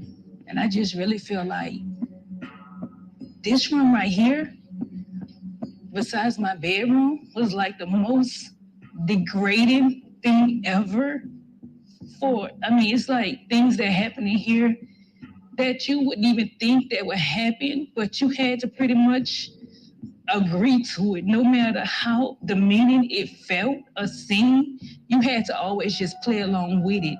And it was just like you had Rob pretty much like making you do the unthinkable. And I just feel like I never thought that I would ever come back to this house, and especially this room. I never realized how much this room hurts me, but I actually coming in here, I don't want to ever revisit this room again.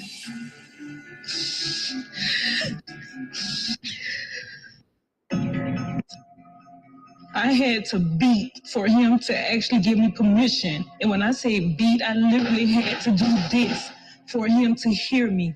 It's been times where I've knocked for hours and he just did not respond. A person don't love you if he's treating you like that. I just knew I had to get out. So I packed my bags and left the house. I guess because I was just so much of that fan, I just couldn't see him as being that monster. But now, actually being in that house and witnessing with my own eyes, I regret not listening and believing of the allegations that happened. There's a difference between R. Kelly and Robert. R. Kelly is this fun, laughing, loving guy. But Robert is the devil.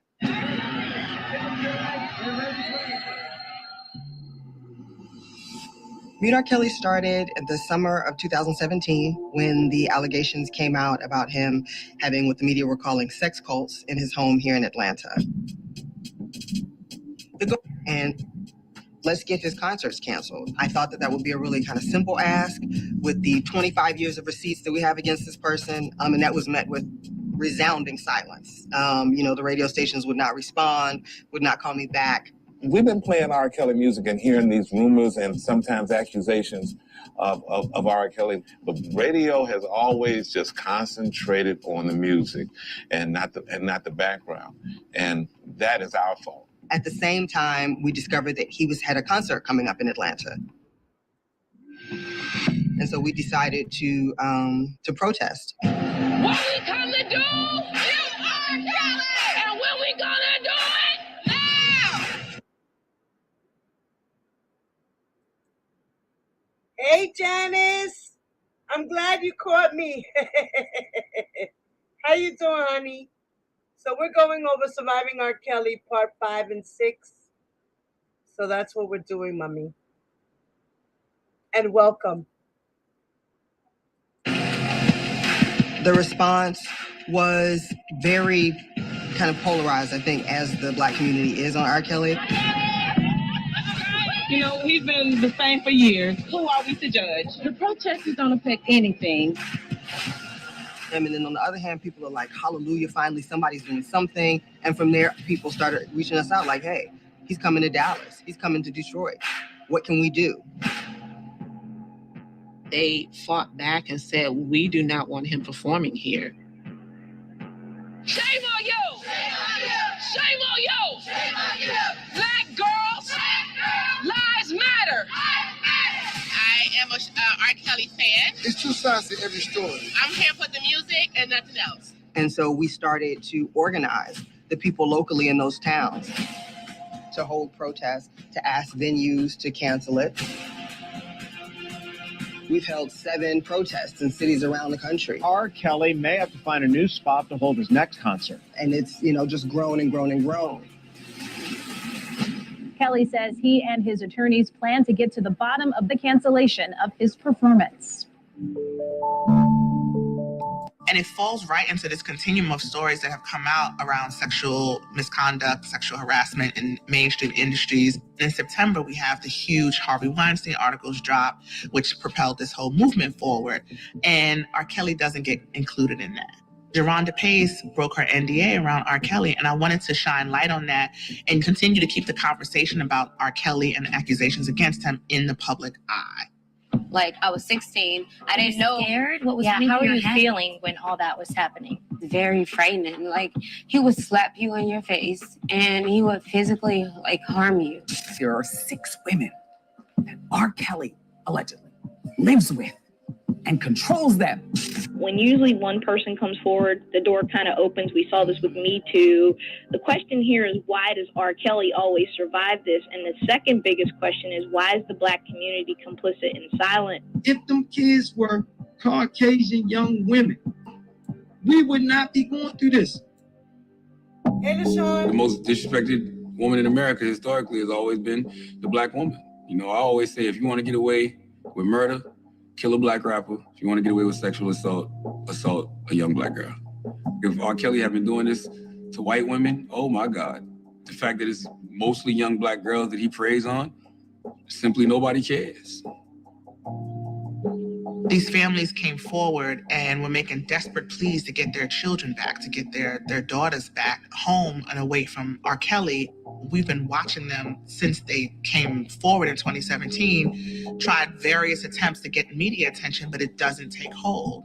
And again, I think that goes back into this idea that Black girls don't matter. They don't matter enough. And it's proven over and over again. We still socially don't perceive young Black women as innocent, as deserving of protection. Somehow it's their fault. When the reality is that the problem isn't the girls, the problem is the predators. The way that we in society talk about and think about sexual violence, a lot of times it puts the onus on the victim.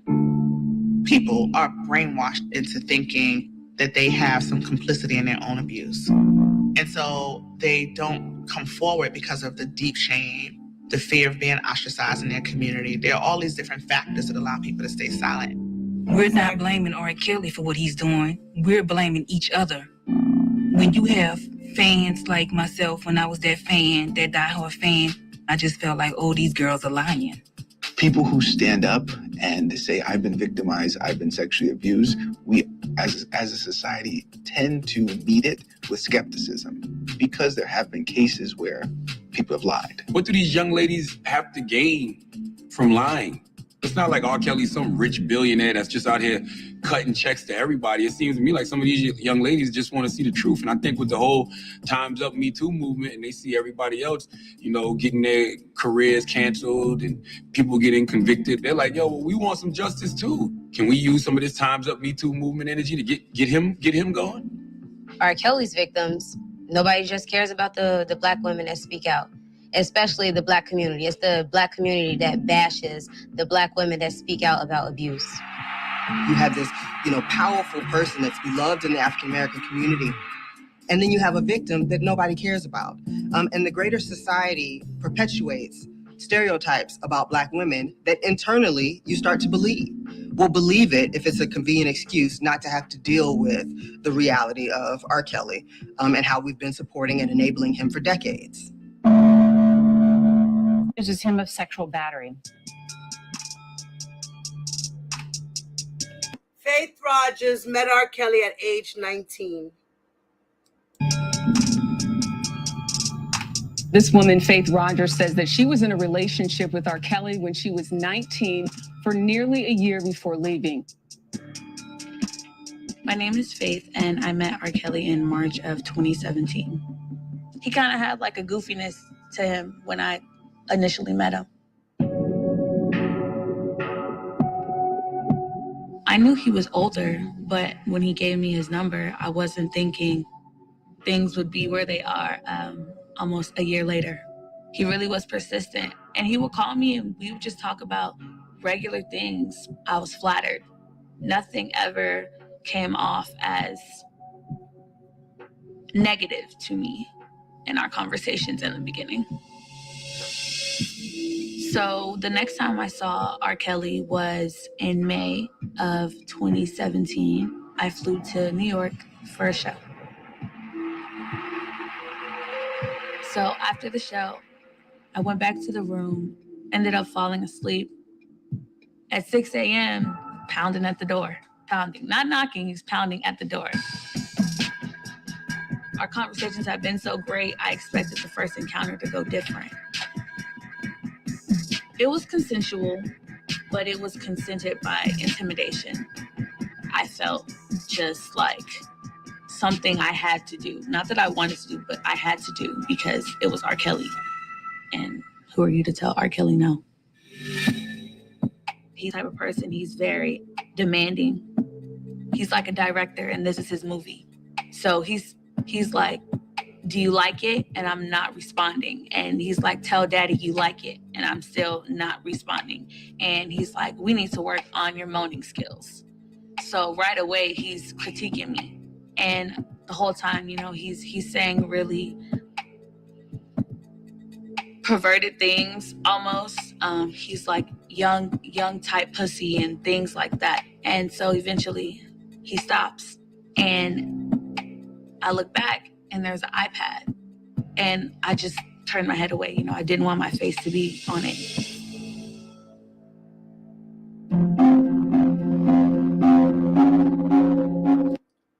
First encounter, and he was ready to just tape it. Tape it all. Tape it all. Keep all the tapes, R. Kelly. That's what got your ass in there. 2 months went by. The BuzzFeed thing about the harem, that came out in July.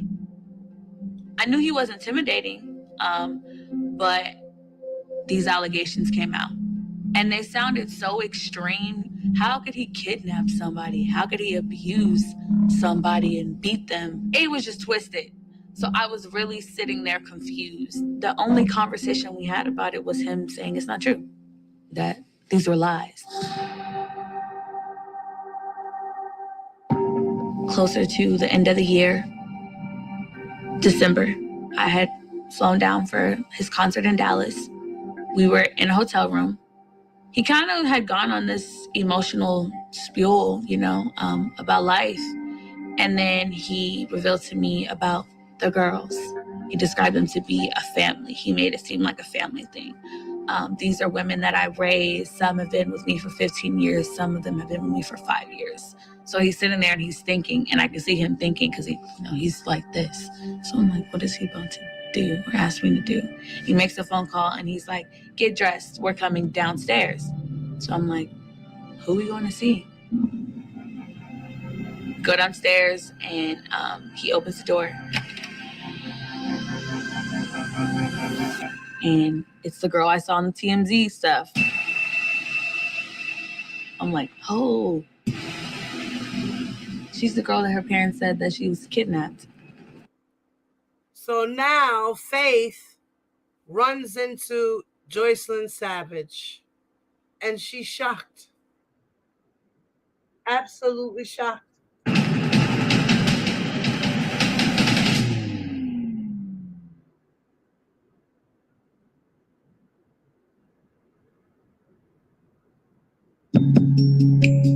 We were in a hotel room, R. Kelly. He opens the door, and it's the girl I saw on the TMZ stuff.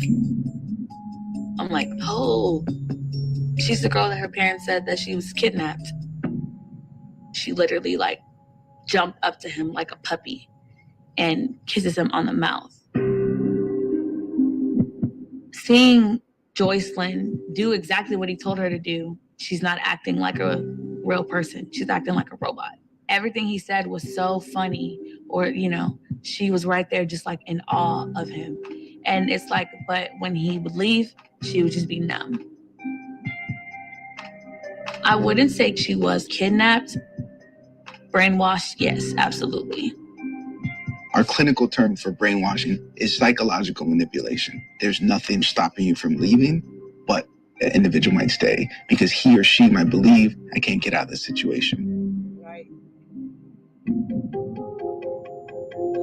When I walked away from the situation, I didn't walk away because things had gotten bad and, you know, he didn't want to talk to me. No, I had made a conscious decision that I wasn't gonna involve myself with someone who's doing this to young girls and women, because that's not who I am. That's not what I stand for. I had cut ties with him in February, but I had no intentions on getting back with him. I just wanted to move on. So after it was over and done with, I made the decision to reach out to the Savages.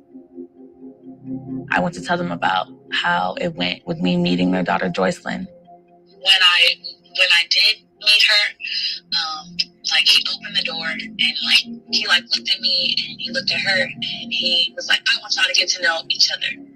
So I was just like, okay, because seeing all that stuff on the news and seeing her video and then seeing her in person, it all was just really wow, this is real life. Right. I mean, it's not a game. It's not a joke. If you were around long enough, people to cut you off from your father and your entire family and your old friends and everything.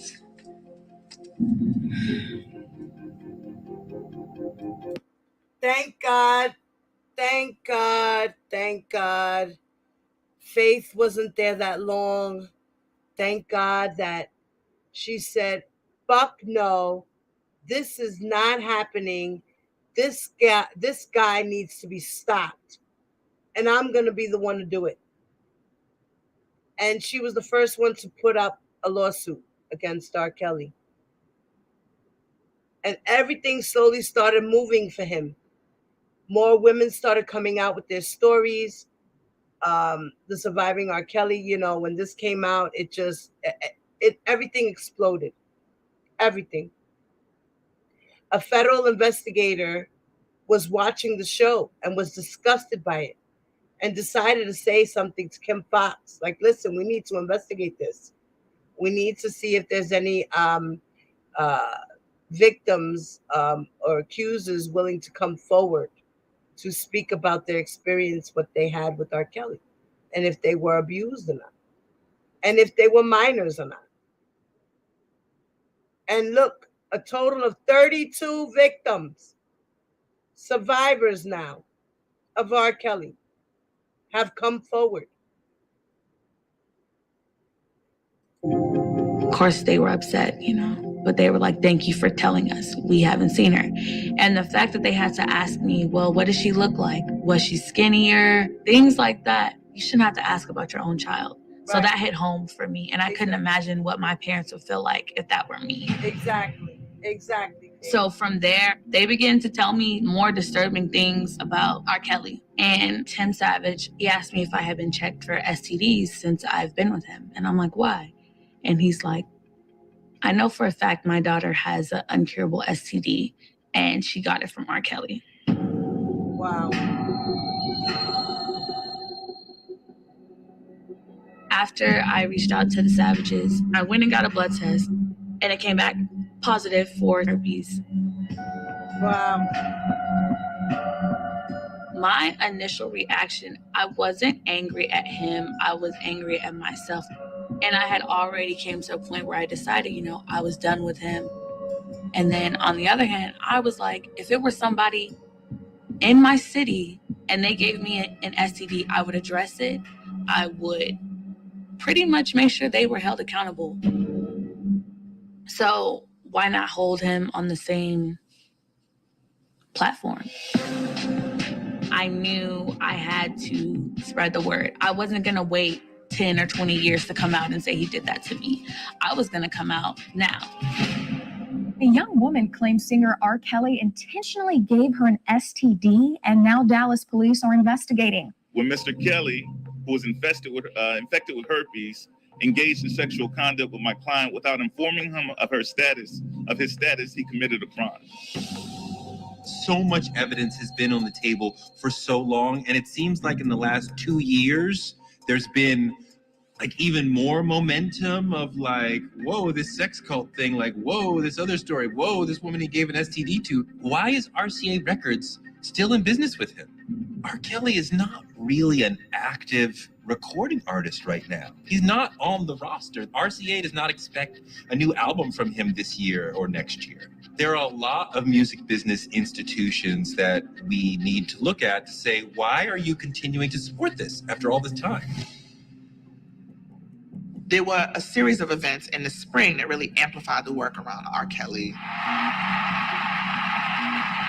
We really haven't had a person in hip hop who just straight out said he's guilty. So Vince Staples at Coachella makes this statement about R. Kelly being a pedophile, and it goes viral. R. Kelly never went to jail. He's a fucking child molester. Okay, let's never talk about R. He's Kelly. a child molester. I'm a good person. R. Kelly a piece of fucking shit. So piece of fucking shit R. Kelly didn't go to jail for being a child molester and peeing on people and having a human trafficking ring in Atlanta, then I'll be all right. So we're seeing people now starting to kind of get on board, and that tide is turning. Making a song with R. Kelly was a mistake.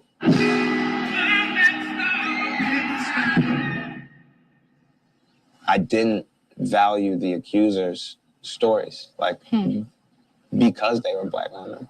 I made a mistake. I can't even exert any more energy telling y'all how trash R. Kelly is. I'm saying R. Kelly is trash, but yes, I think R. Kelly is on everybody's permanently canceled list. All of this is wrong. R. Kelly has a sickness. Yes, I believe R. Kelly's a dirtbag scumbag, and somebody should press charges and try to prosecute again. Press charges, let's go. Ride out. Tom Joyner is the Black America radio host. He has hundreds of syndicated radio stations around the country. He had continued to play his music, and so it felt to me like there was a huge support from Tom Joyner around R. Kelly. You need the Tom Joyner Morning Show to stop supporting R. Kelly. You got it. Yeah, I won't play any more R. Kelly music. And I was actually shocked. I was shocked. Pleasantly, clearly, but that's a big deal. It felt like a victory. Radio hosts like Tom Joyner say we're not going to play him anymore. And this is at the core of, the R. Kelly audience and the type of stations that would play him. This is highly significant. I think Mute R. Kelly is a great example of the viral way that activism is happening around Me Too and these issues in the music industry. May of 2018, the women of color in Time's Up got together and wrote this public letter, and it went viral. There's a group of really powerful Black women, including Shonda Rhimes, Eva Longoria, Ava DuVernay, Kerry Washington, Viola Davis. They've all announced this campaign that they're behind, Mute R. Kelly. Other celebrities, non-Black celebrities who also amplified it.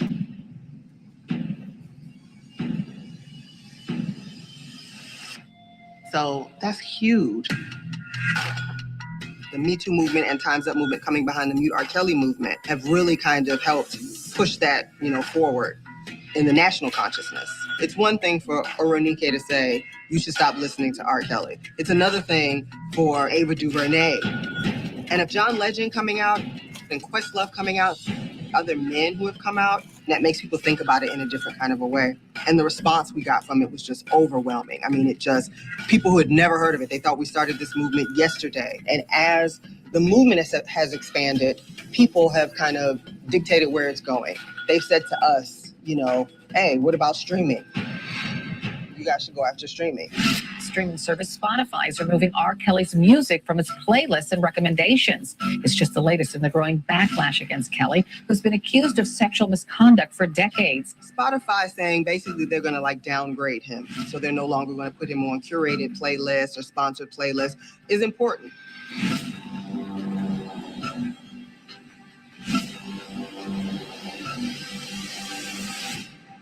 To pull Kelly out of the lineup that included Escape and Life Jennings. To get Chicago to say, we don't want you here, you can't perform, was just an amazing victory. I mean, I was floored when I heard that they decided to cancel that concert, but it was so important. Yo, what's up, y'all? It's your boy Kels, man. And I don't know why they canceled the show. I've never heard of a show being canceled because of homeless. Don't put that on me. It ain't on me, all right? The more we talk about this, the more we see what R. Kelly has been doing historically over and over and over again. And then all these cases that he's settled, we have to keep pushing and keep pushing till we get some indictments, keep pushing. Some reason he's Teflon. And I don't get that. I don't get why the justice system can't bring him to justice. He is a serial abuser that has gotten away with it for far too long. And I think time's up for R. Kelly. being accepted by the entertainment industry and just kind of allowed to make money and be treated as though he didn't do all these terrible things. Exactly. Time's up for that. Time's up!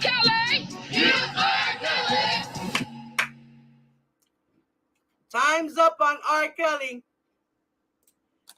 And he brought all this upon himself. Not having any contact with Azriel, we started growing suspicious. We started investigating, and once we found out her iCloud was still on her mother name, we went into it and looked at text messages, and we found some really disturbing text messages between them. They had sex in Florida that first time they met. Azriel's phone account was still under her mother's account, her iCloud account.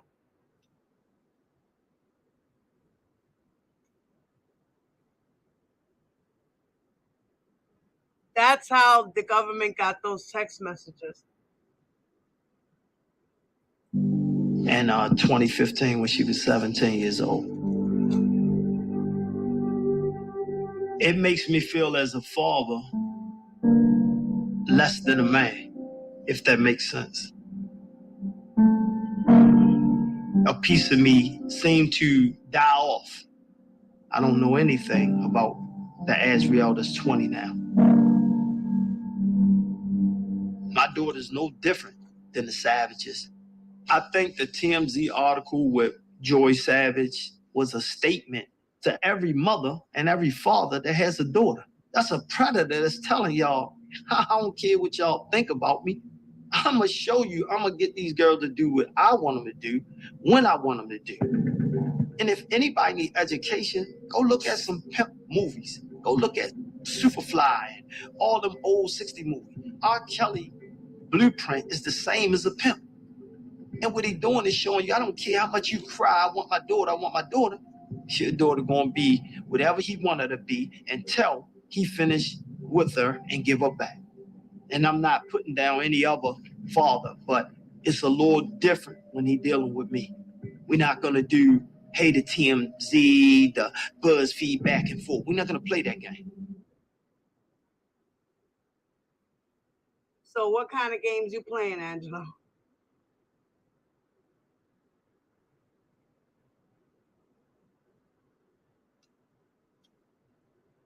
You fed your daughter to the wolf.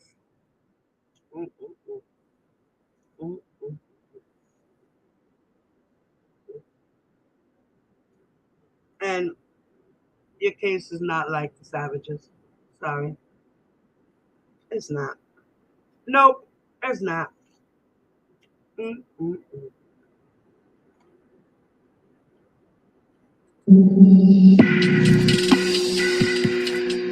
Chicago, 2018.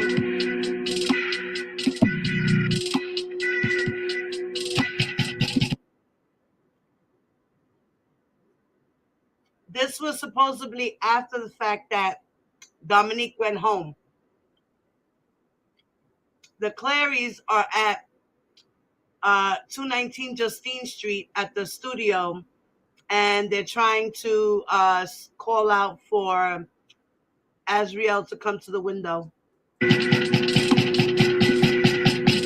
Azriel! Azriel, open the door! Azzy! I know she ain't gonna open that motherfucking studio door. How you know she in there? Yes, how you doing? I Yeah, word that she I need here. to do a welfare check. She may be harmed or something, but I need to see if my daughter is okay. I have not seen her in 3 years.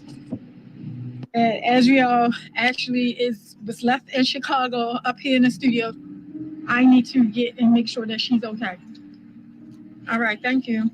She basically said that Azriel has been wanting to leave for a while and that she actually escaped before and they found her running down the street or something. And so they brought her back. And that's why she don't really have any, I guess, she don't get to be around nobody else anymore. So I don't know. Hey, Republican.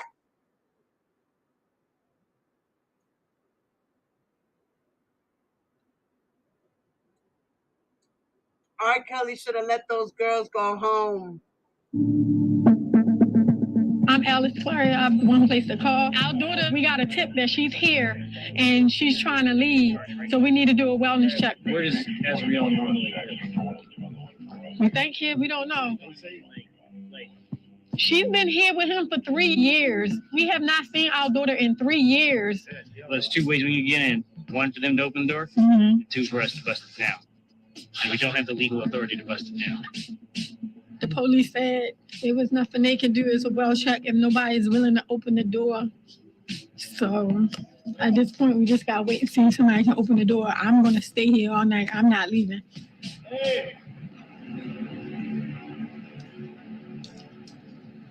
Come back outside or something taught us or whatever. Let us know something. I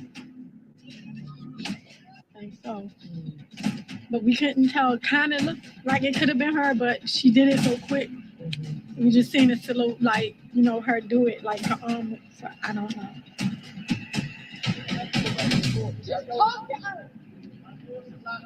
Hey. Please come home. That's a bad place for any parent to be. You know, outside of a building that your child may be in or may not be in. This might as well be a prison. It looked like a prison. I need to see that young girl is not my daughter. Sure, it ain't her. This is the only lead we have had in 3 years. I am desperate at this point. I don't want nothing from none of them. They play a lot of games with this man. That's on them. If they want to protect the fucking pedophile, that's on them. That's cool. I just need to know if my daughter is in there. If she is of age and she says no, that's fine. I will leave. I just need to see if that is her.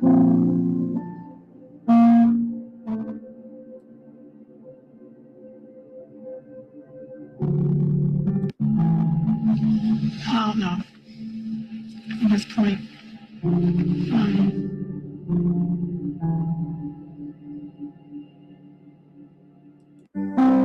I had a very interesting conversation with him that lasted for about 2 hours last spring. All of a sudden the phone rings, and the conversation that I had with him, I promised him confidentiality. He told me I could ask him anything. And I asked him everything. And he answered everything. I don't know why he wanted to talk to me. It was almost like he wanted to purge or something. He didn't tell me he likes young girls. He told me he likes petite women. You know, a particular height and size. He didn't say he likes young girls, but the court records, you know, the allegations speak for themselves. He doesn't have to say it. And when we finished having a conversation, the I Admit song came out. Singer R. Kelly released a new 19-minute song today that addresses several sexual abuse allegations against him. The song is titled I Admit and is posted to SoundCloud. I admit it, I did it. I admit I with all the ladies. That's both older and young ladies. But tell me how they call it pedophile because of that. That's crazy. Like a lot of his music, it's very much telling on himself. What's the definition of a cult? What's the definition of a sex slave? I admit. Having been around music culture my whole life. In the past, R. Kelly's always been able to make his outrageousness into a story that sells. So it was just par for the course when he released I Admit. It's the dumbest damn 19 minutes in the universe. He doesn't admit anything. He just proves that he's a narcissist. He proves that he's gaslighting. He's proving that he's never going to take responsibility for his actions.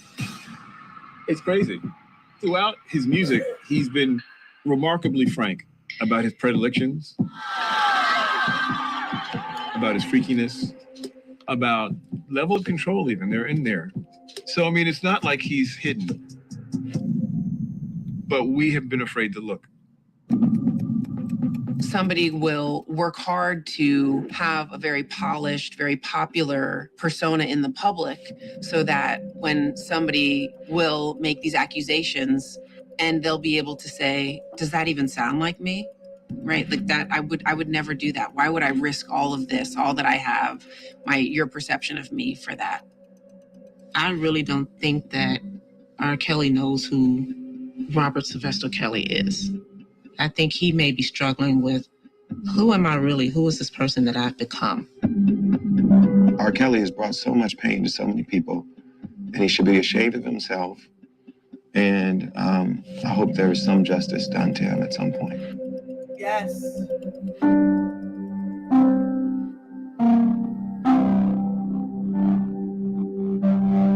If R. Kelly is watching right now, what would you want to say to him directly? R. Kelly, if you're watching this, I just want to hear my daughter's voice. You're keeping her from not just me and my wife, her whole entire family. If I ever come across you again, it's on and popping. That's your head. Once she start, I'm right beside her. And I don't mind going to jail. I've been there before, and I'll go there back again. Take responsibility for the lives that you've destroyed. You are not exempt. You are not special. You need to see the effects of your behavior. Quit hurting people. Quit hurting these girls. Stop seeking young women to fulfill your sexual deviancy. This can't keep going on. What do you think Robert's doing right now?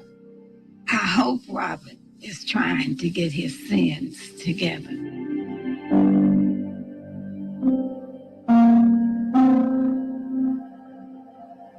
Whatever's in the dark will come to light. And until you do right by all of them girls, nothing is going to come good to you. And that's a fact. And that is a fact.